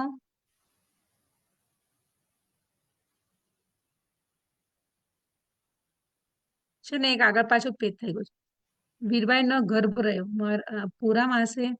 પૂરા માસની ઘડી એ રાત્રિ પાછળી રહી હતી ત્યારે પુત્રનો પ્રસવ થયો. લોકો બેટાની બધાય જ્ઞાતિ વ્યવહારમાં કરવા લાગ્યા. શ્રી ઠાકોરજીની 4 ઘડી દિન ચડી ગયો, પણ કોઈએ જગાડે નહીં. એટલે વીરબાઈને ઘણું દુઃખ કરવા લાગી કે મારા ઠાકોરજીને મોડું થયું છે. બધાને કહે છે શ્રી ઠાકોરજીને જગાડો, પણ કોઈ જગાડે નહીં. એમ કરતા કરતા પ્રહાર દિન ચડ્યો. ત્યારે વીરબાઈના મનમાં તાપ કરીને રોવા લાગી. આ પુત્ર પાપી નીકળ્યો. આ પુત્ર પાપી ક્યાંથી આ સમયે થયો કે મારા ઠાકોરજીને કાલના પોળ્યા જશે તો કોઈ જગાડતું નથી. હવે હું શું કરું? આ પ્રકારે અત્યંત વિરહ થયો. ત્યારે ઠાકોરજીએ સૈયામાંથી બોલ્યા કે તું રુદન શા માટે કરે છે? કોઈ ન જગાડે તો તું મને જગાડ. ત્યારે વીરબાઈએ કહ્યું, મહારાજ, હું આ અઘોર નરકમાં પડી છું, કેવી રીતે આપને આ પડું? ત્યારે ઠાકોરજી કહે, છાણ લાવી અને સ્નાન કરી કચ્છ બાંધીને તું મને જગાડ. હું બધાથી સેવા નહીં કરાવું. મારી આજ્ઞા છે કે આજ્ઞા છે જેથી તને અપરાધ નહીં લાગે. ત્યારે વીરબાઈએ ઉઠીને છાણ લગાડી સારી રીતે નાહી કચ્છ મારીને ઠાકોરજીને જગાડ્યા. પછી મંગળા કરી, શૃંગાર કરી, રસોઈ કરી, ભોગ ધરી, પ્રસાદ ધર્યો. આ પ્રકારે 13 દિવસ પછી અપરસ કાઢી, પછી 40 દિવસ થયા ત્યારે બધા વસ્ત્ર પાત્ર કાઢી અપરસ નવી કરી ઠાકોરજીને પંચામૃતથી સ્નાન કરાવી શુદ્ધ કર્યા. પુષ્ટિ માર્ગની રીતથી સેવા કરવા લાગી. ત્યારે શ્રી ઠાકોરજી પ્રસન્ન થઈને વીરબાઈને કહે છે, મારી પણ આજ્ઞાથી માનીને તું સૂતક માં સેવા કરી અને પછી માર્ગમાં મોડ પણ અપરસ કાઢી. તેથી હું તારા પર ખૂબ જ પ્રસન્ન છું. આ પ્રકારની વીરબાઈની ઉપર પ્રસન્ન થઈ પ્રસૂતિમાં પણ કરેલી આપે સેવા સ્વીકારી, પરંતુ બીજાથી ન કરાવી. તે વીરબાઈ એવી શ્રી આચાર્યજીના કૃપાપાત્ર ભગવદી હતી. તેની વાર્તા ક્યાં સુધી કહીએ? ભાવ પ્રકાશ. આમાં એ જણાવ્યું છે કે બહુ શુદ્ધ હોય તો પણ પ્રીતિ વિના ઠાકોરજી સેવા ન કરાવે, અને કરે તો પણ પ્રીતિ વિનાની આપ સેવા માને નહીં, અને અપવિત્ર દિન નીચ હોય, પરંતુ તેને પ્રીતિ હોય તેનાથી ભગવત સેવા કરાવો. એ જ પ્રકારે સૂતક પિંડુ તથા મહિને અટકાવમાં પણ વીરબાઈ મેં સેવા કરી. ઘરમાં કુટુંબ પરિવાર ઘણો હતા, છતાં પણ તેનાથી સેવા ન કરાવી. વળી એની વાર્તા અનિર્વચનીય છે. જેમ ફુલંદીને ચરણાવૃતની કુમકુમ દ્વારા બધાના રસનો અનુભવ કર્યો હતો, તે પ્રમાણે પ્રતિભાવથી પણ રસનો અનુભવ કરાવ્યો છે. તે વાર્તા કહી ન જાય, છતાં આટલી પણ લોકવેદ વિરુદ્ધ વાર્તા કહી છે. પ્રેમની રીત અટપટે છે. ભગવદીય આ ભેદ જાણે છે. સાચી વાત છે. એને સાંભળ યોગ છે. બીજાની આવી વાર્તા ઉપર વિશ્વાસ ન લાવે. પણ વીરબાઈ સદા ઠાકોરજીની લીલા રસમાં મગ્ન રહેતી. મૂળમાં શ્રી ગિરિરાજજી પરમ ભગવદીય હરિદાસવરીય એવો સંગ છે, તેથી તેનો ભાવ અનિર્વચનીય છે.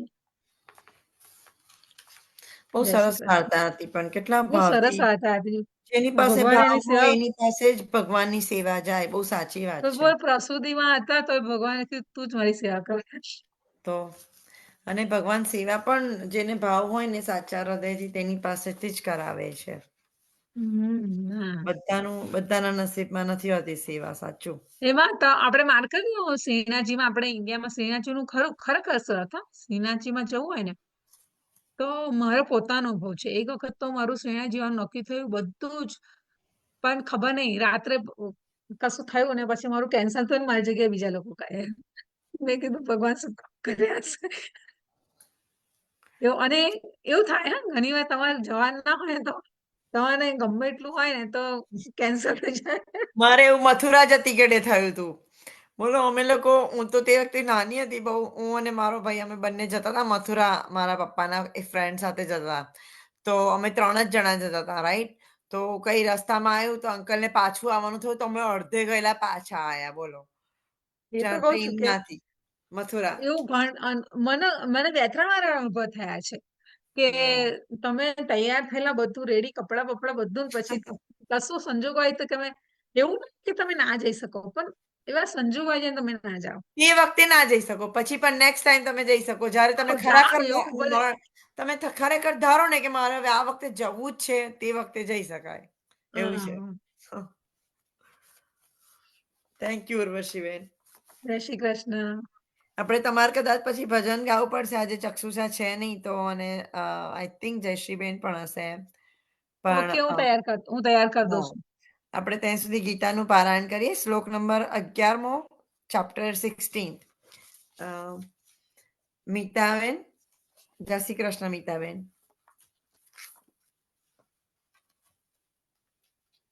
જય શ્રી કૃષ્ણ. અવાજ આવે છે? હા હા આવે છે. ઓકે. સર્વને જય શ્રી કૃષ્ણ. જય દરેકને શ્રી કૃષ્ણ. વૈષ્ણવોને જય શ્રી કૃષ્ણ ને ખૂબ ખૂબ બધાઈ. નવરાત્રીની ખૂબ ખૂબ બધાઈ, નવવિલાસની. જય શ્રી કૃષ્ણ. જય શ્રી કૃષ્ણ. ચેપ્ટર 16 શ્લોક 11. ચિંતામ પરિમેયા ચ પ્રલયાંતામુપાશ્રિતા કામોપભોગ પરમા એતાવદિતિ નિશ્ચિતા. શબ્દો છે ચિંતામ અપરિમેયામ ચ પ્રલયાંતામ ઉપાશ્રિતા કામોપભોગ પરમા એતાવત ઇતિ અને નિશ્ચિતા. અનુવાદ છે. તેઓ એવો વિશ્વાસ ધરાવે છે કે ઇન્દ્રિયોની પ્રાપ્તિ એ જ માનવ સભ્યતાની મુખ્ય જરૂરિયાત છે. એ રીતે અંતકાળ સુધી તેમને અપાર ચિંતા રહે છે. તેઓ લક્ષ્યાવધિ ચિંતાઓની જાળમાં બંધાયેલા રહીને અને કામ અને ક્રોધમાં ડૂબેલા રહીને ઇન્દ્રિય તૃપ્તિ માટે અનૈતિક સાધનો દ્વારા ધન સંગ્રહ કરે છે. ભાવાર્થ: આસુરી લોકો માને છે કે ઇન્દ્રિય ભોગ એ જ જીવનનો અંતિમ ઉદ્દેશ છે અને તેઓ પ્રાણ જાય ત્યાં સુધી આ જ વિચારધારાને વળગી રહે છે. તેઓ મૃત્યુ પછીના જીવનમાં માનતા નથી. તેઓ એ પણ માનતા નથી કે મૃત્યુ પછી મનુષ્યને આ જગતમાં પોતાના કર્માનુસાર વિવિધ પ્રકારના શરીર ધારણ કરવા પડે છે. જીવન માટેની તેમની યોજનાઓનો ક્યારેય અંત આવતો નથી અને તેઓ એક પછી એક બીજી યોજના બનાવતા રહે છે કે જે કદાપી સમાપ્ત થતી નથી. અમને આવી આસુરી મનોવૃત્તિ વાળા એક માણસનો અંગત અનુભવ છે કે જે અંતકાળ વખતે પણ વૈદને પોતાનું જીવન વધુ 4 વર્ષ લંબાવવા આજીજી કરતો હતો, કારણ કે તેની યોજનાઓ ત્યારે પણ અધૂરી હતી. આવા મૂર્ખ લોકો જાણતા નથી કે વૈદ એક ક્ષણ માટે પણ જીવનને લંબાવી શકતો નથી. જ્યારે મૃત્યુનું તેડું આવે છે ત્યારે મનુષ્યની ઈચ્છાનો વિચાર કરવામાં આવતો નથી. કુદરતના કાયદા કોઈ પણ મનુષ્યને નિશ્ચિત અવધિથી વધુ એક ક્ષણનો પણ ભોગ કરવાની રજા આપતા નથી. જય હો પ્રભુ. જય શ્રી કૃષ્ણ. બહુ સાચી વાત છે. બહુ સુંદર સમજવા એ લોકો જેવું. જ્યારે કામ કરતી ઘડે વિચારે ના, અને પછી જ્યારે મૃત્યુનો સમય આવે ત્યારે વિચારવા માંડે ને આજીજી કરે, એવું ના ચાલે ને. અરે હા, Right? એનો અંત જ નથી તો ક્યાંય. તે હા. વખતે એ લોકો બીજાને નુકસાન પહોંચતા વખતે એ લોકો વિચાર નથી કરતા આવતા. પછી યોજનાઓનો થોડો અંત જ ન્યાય મળે. નથી. યા. સર્વેને જય શ્રી કૃષ્ણ. જય શ્રી કૃષ્ણ. શ્લોક નંબર 12મો, કલ્પનાબેન.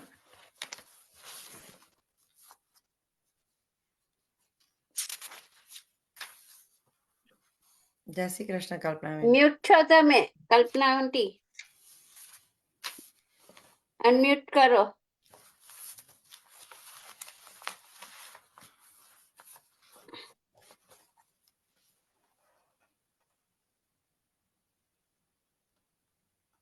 હજુ પણ મ્યુટ પર છો. હા, અનમ્યુટ થાઓ તમે.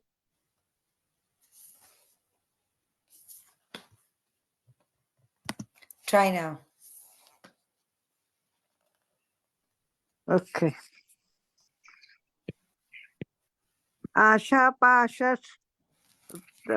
બધા કામ ક્રોધ પરાયણ ઇહિંતે કામ ભોગાર્થમ મન્યાયેનાર્થ સંચયાન. એનો ભાવાર્થ છે: આસુરી મનુષ્ય ઈશ્વર અથવા પોતાના અંદર વિદ્યમાન પરમાત્મામાં શ્રદ્ધા ધરાવતો નથી અને માત્ર ઇન્દ્રિય તૃપ્તિ ખાતર સર્વ પ્રકારના પાપ કર્મ કરતો રહે છે.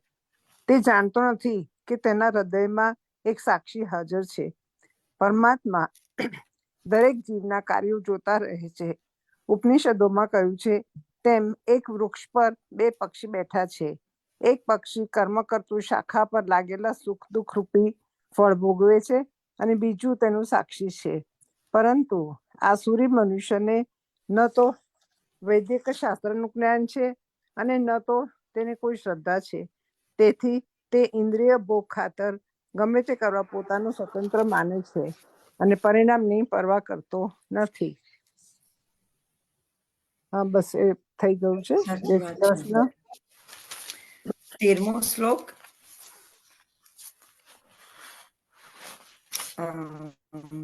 જય શ્રી પદ્માબેન, કૃષ્ણ. જય Shri Krishna. Oh my God, શું થયું?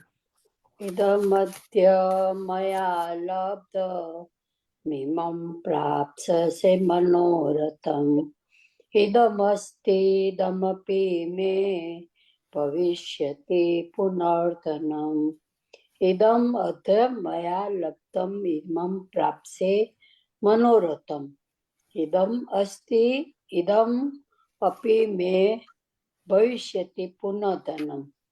એનો ભાવાર્થ છે, આસુરી મનુષ્યો વિચારે છે કે આજે મારી પાસે આટલું ધન છે અને મારી યોજનાઓ દ્વારા હું વળી વધારે ધન મેળવીશ. હાલમાં મારી પાસે એટલું છે અને ભવિષ્યમાં તે વધીને વધારે થઈ જશે. તે મારો શત્રુ છે. મેં તેને મારી નાખ્યો છે અને મારા બીજા શત્રુઓ પણ માર્યા જશે. હું બધી વસ્તુઓનો સ્વામી છું. હું ભોગતા છું. હું સિદ્ધ છું, શક્તિશાળી છું અને સુખી છું. હું સૌથી વધુ ધનવાન છું તથા મારી આજુબાજુ મારા કુવાન સંબંધીઓ છે. કોઈ અન્ય મારા જેવો બળવાન તથા સુખી નથી. હું યજ્ઞો કરીશ, હું દાન આપીશ અને એ રીતે આનંદ માણીશ. આ પ્રમાણે આવા મનુષ્યો મોહમાં ફસાયેલા હોય છે. પતી ગયું. બધા બહુ નાના નાના શ્લોક હતા. એટલે શ્લોક નંબર 14મો. નીતાબેન, નીતા શાહ. નીતાબેન આવ્યા છે. નીતાબેન, જય Shri Krishna.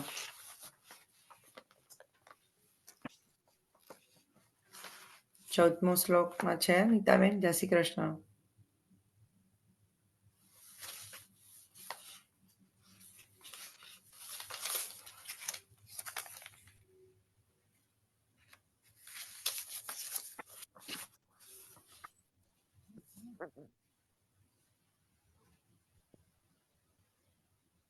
I think she's not here. Okay.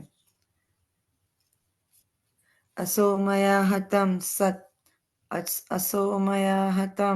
shatru harnisyai chaparanapim ishvaro dahamayam bogi siddho daham balvan mukhi.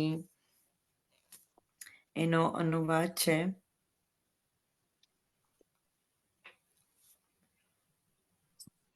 તથા પેલો શત્રુ તો મારા વડે હણાયો અને પેલા બીજા શત્રુઓને પણ હું હળી નાખીશ. હું ઈશ્વર છું, ઐશ્વર્યને ભોગવનારો છું. હું સઘળી સિદ્ધિઓથી યુક્ત છું તથા બળવાન અને સુખી છું. જય શ્રી કૃષ્ણ. શ્લોક નંબર 15મો અને 16મો સાથે છે. તો જ્યોતિબેન પંચોલી.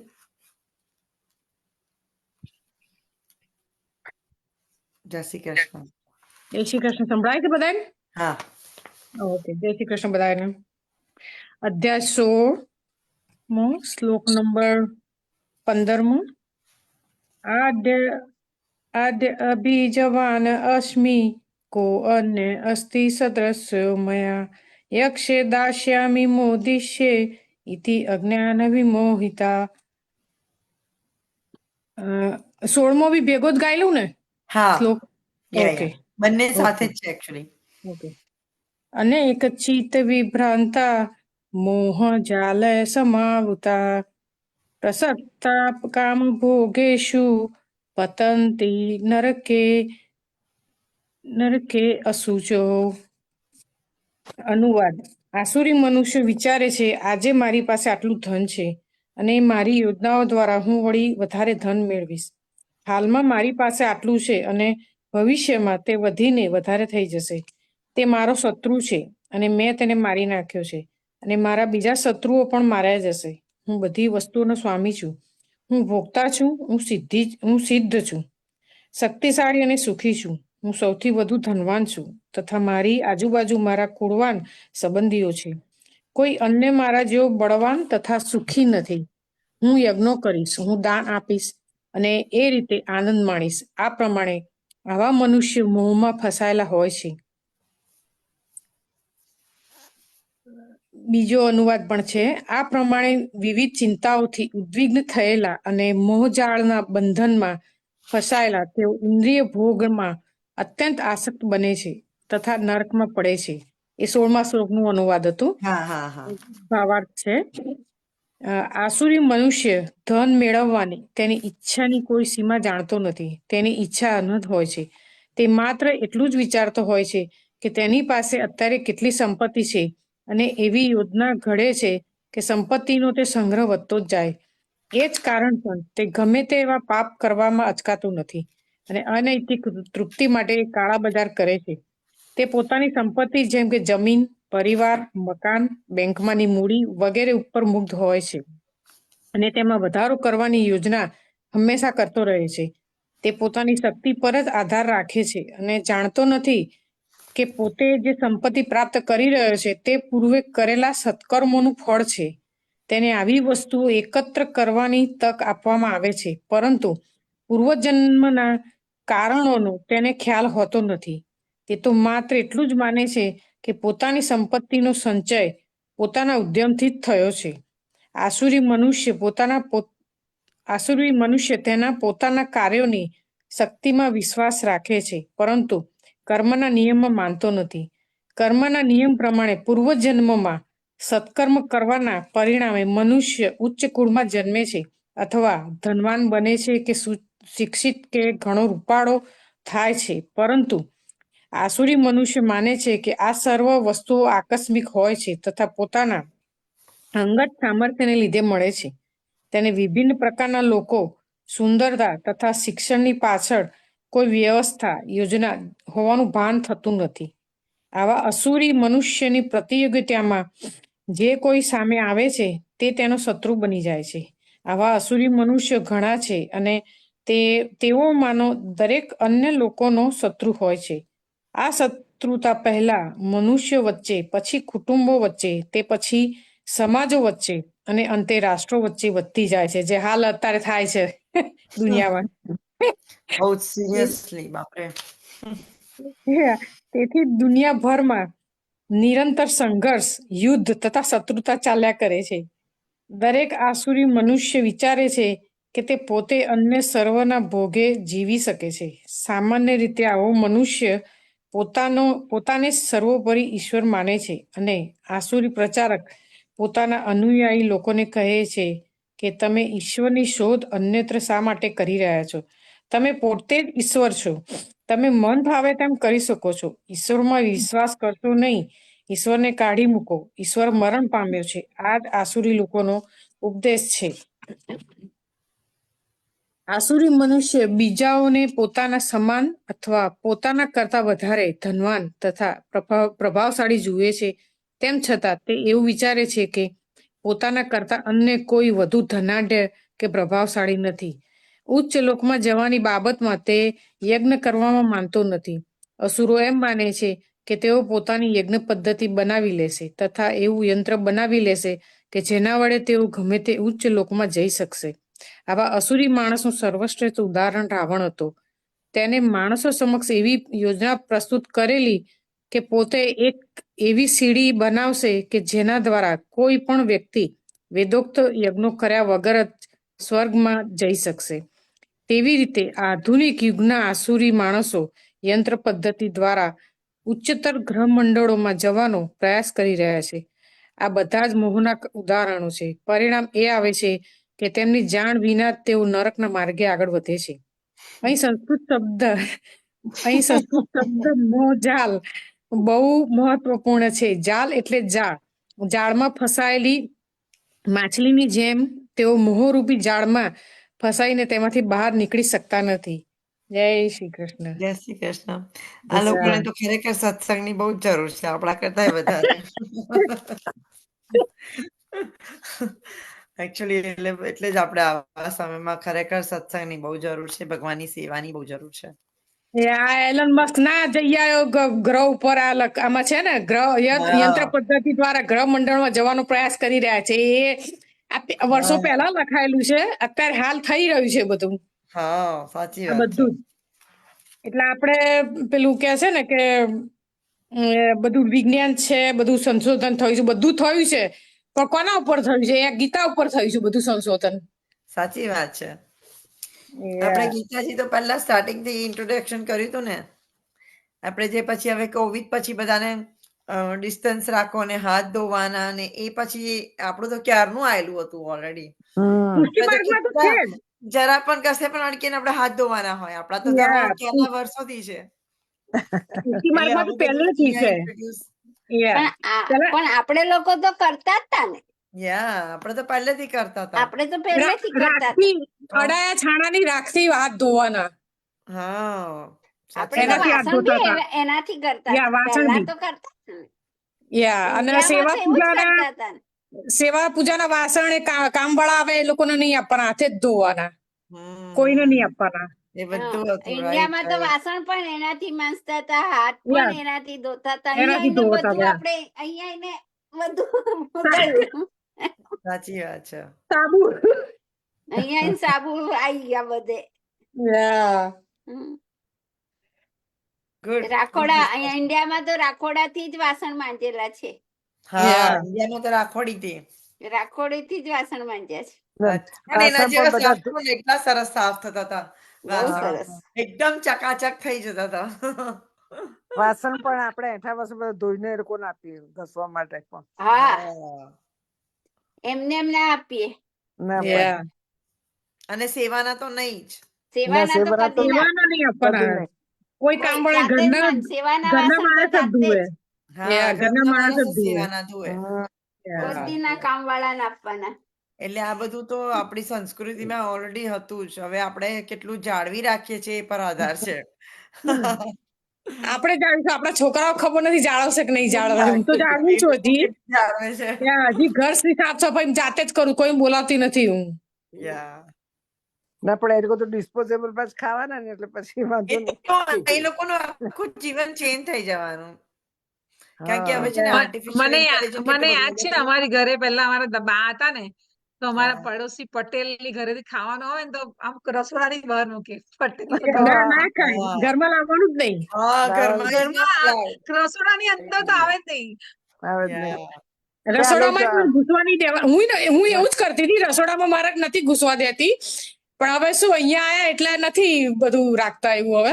એની રીતિ રિવાજ પણ જુદા છે ને. અહીંયા આપણે ડિફરન્ટ રહીએ છીએ, રાઈટ? લાઈફસ્ટાઈલ ઇન્ડિયામાં એટમોસ્ફિયર, એન્વાયરમેન્ટ અપરસ પહેરીને ખાવા કરવાનું. એના ખાવા બનાવવાના કપડા અલગ હોય. કામવાળી પણ નથી આવતી, રાઈટ? મારા ફાધર ઇન લો અહીંયા આપણે જ કામવાળી છે. આપણે જ રામ અને આપણે જ રામુ. આપણે જ બધા. આપણે શાંતિબેન, ને આપણે જ ઉર્વશીબેન. રામ બધા. આપણે ઢેડા પણ આપણે.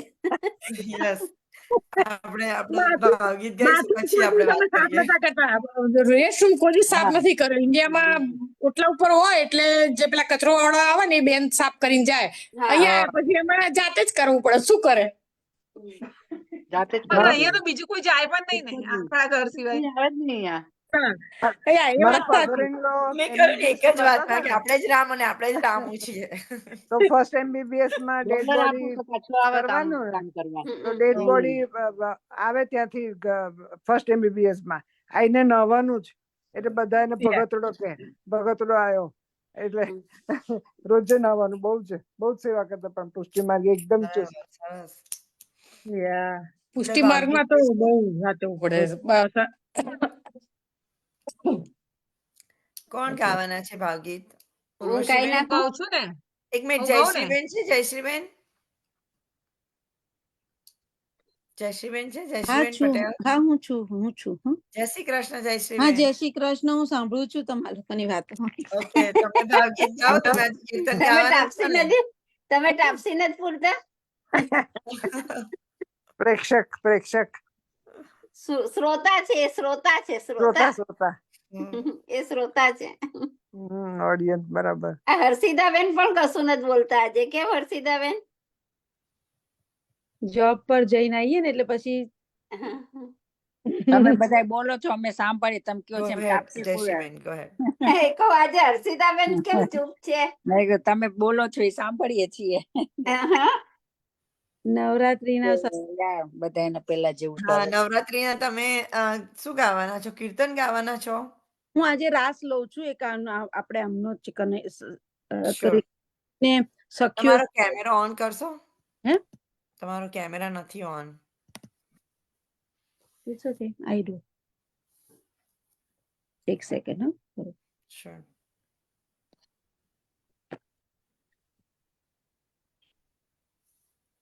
એમનું છે.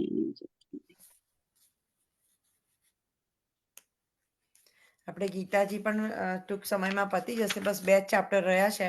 તો આપણે હવે એના પછી કોઈ પણ એક નવો ગ્રંથ લઈશું. હજી તો 18મો અધ્યાય તો બહુ લાંબો છે ને બહુ મોટો છે. હા, 18માં મોટો છે. હા, એના તો 78 હા શ્લોક છે. હા, એટલે મને લાગે છે કે 2 મહિનામાં ડિસેમ્બર સુધીમાં પતી જશે. 18માં બહુ મોટો છે. આ બહુ મોટો ના 78 છે શ્લોક. 78 શ્લોક છે. આપણે સેજો. 84 વર્ષની વાર્તામાં પતી જશે ને. એક્સેપ્ટ નંબર તો આવ્યો. તો 78 શ્લોક છે. હા, એ પણ પતવા આવ્યું. યા, એ પણ પતશે. પણ સેજા એટલે આપણે પછી ટૂંક 18મો સમયમાં નવો 18મો અધ્યાય બહુ મારો મોટો વિચાર છે. છે નવો કોઈ ગ્રંથ આપણે ચાલુ કરીશું. તો 252 વૈષ્ણવની વાર્તા કેવી તો પછી? એ પણ વાંચીશું ને. એ મહાપ્રભુજીની, ના, ગુસાઈજીની, સોરી, ગુસાઈજીની. અને આ 84 વૈષ્ણવ મહાપ્રભુજીની. મહાપ્રભુ. જયશ્રીબેન, ગો હેડ. જય શ્રી કૃષ્ણ. હા જય શ્રી કૃષ્ણ. સર્વે વૈષ્ણવને જય શ્રી કૃષ્ણ. શ્રી કૃષ્ણ. વૃંદાવન રાતે વનની કુંજ મારે લોલ મારો વાલો વગાડે રૂડી વાંસળી હે વૃંદાવન રાતે વનની કુંજ મારે લોલ મારો વાલો વગાડે રૂડી વાંસળી રેલો વાલા સૈયર સાથ મારો જાય છે રે લોલ મોહન મેલો વિલમ થાય છે રે લો વાલા વાટમાં વાત નવ કીજીએ રે લોલ દૂરી જન લોકથી રે બીજીએ રે લોલ વાલા વૃંદાતે વનની કુંજ મારેલો મારો વાલો વગાડે રૂડી વાંસળી રેલો વાલા નાણા દલડી સૈયર સાથ મારે લોલ વાલા તાલી ના દેજો મારા હાથ મારે લોલ વાલા સાસુ અમારા જાણશે રે લો એ તો ભાવો ભાવ મુખ મેણા મારશે રે લો વાલા વૃંદાતે વનની કુંજ મારે લોલ મારો વાલો વગાડે રૂડી વાંસળી રે લોલ હું તો ઘરના કામ બધા વિસરી લોલ મારા નાથ નાદ સુણીને હું તો નિસરી રે લોલ હે માડી છે મીટ વાલ મની રે લોલ રૂડી બંધાતે વનની વાટ મારેલો મને ગમતી સુરત એની સાવરી રે લોલ રાસ રમવા બની બાવરી રેલો ઢોલ ઢમકે જમુનાજીના ઘાટ મારે લોલ ધન્ય આજની ઘડી રળિયા મણી રેલો મારો પ્રીતમ પાલવ મેલીએ રેલો ચતુર થઈને અર્થ નવ ચૂકીએ રેલો વાલા માડી છે મીઠ મેં તારા ભણી રે લોલ રૂડી વગાડે તું તો વાંસળી રે લોલ હે જોડી શોભે છે રાધે શ્યામની રે લોલ દાસ દયાના સ્વામી સામળા રે લોલ વાલા વૃંદાતે વનની કુંજમાં ઢોલ મારા વાલો વગાડે રૂડી વાંસળી રે લોલ. જય શ્રી કૃષ્ણ સર્વે વૈષ્ણવ જય શ્રી કૃષ્ણ. બહુ સરસ બહુ સરસ રાસ ગાયું. ગરબો હતો. છે. Thank you. હા વાંધો. ઉર્વશીબેન, તમે ગાવાના છો? હા હા ગાશે. જય શ્રી કૃષ્ણ. જય શ્રી કૃષ્ણ જય શ્રી સર્વેશને. કૃષ્ણ સર્વે. હું પણ હું નવરાત્રીનું જ એક ગાઉં છું.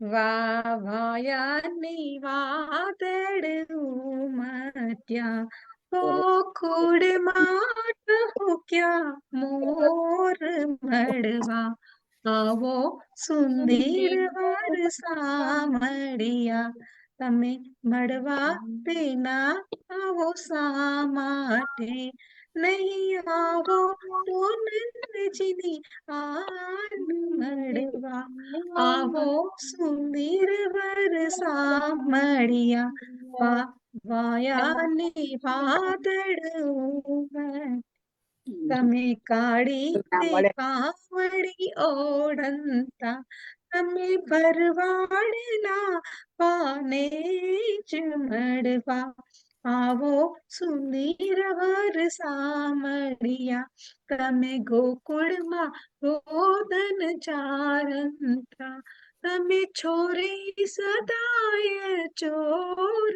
મળવા આવો સુંદર વર સામળિયા વાયાને વાદળ ઉમટ્યા તમે વૃંદાવનમાં મોરલી વગાડતા તમે ગોપીઓના ચિત્ત ચોર મળવા આવો સુંદર વર સામળિયા મહેતા નરસિંહના સ્વામી સામળિયા વાલે રમાડ્યા અમને રાસ મળવા આવો સુંદર વર સામળિયા વાયાની વાદળ ઉમટ્યા ગોકુળમાં ટહુક્યા મોર મળવા આવો સુંદર વર સામળિયા.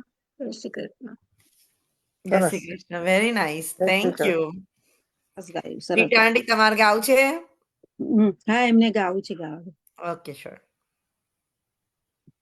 ઓ રંગ રશિયા ક્યાં વાહ. રમિયા રાસ જો આંખ લડી રાતીને દિશે છે ઉજાગરા અમે ગયા તા કઈ નરસૈયાને ઘેર જો શામળિયો પરણાવતા વાણા વહી ગયા કહો રંગ રસિયા ક્યાં રમિયા રાસ જો આંખ લડી રાતીને ઉજાગરો થઈ ગયો અમે ગયા તા કઈ બોડાણાને ઘેર જો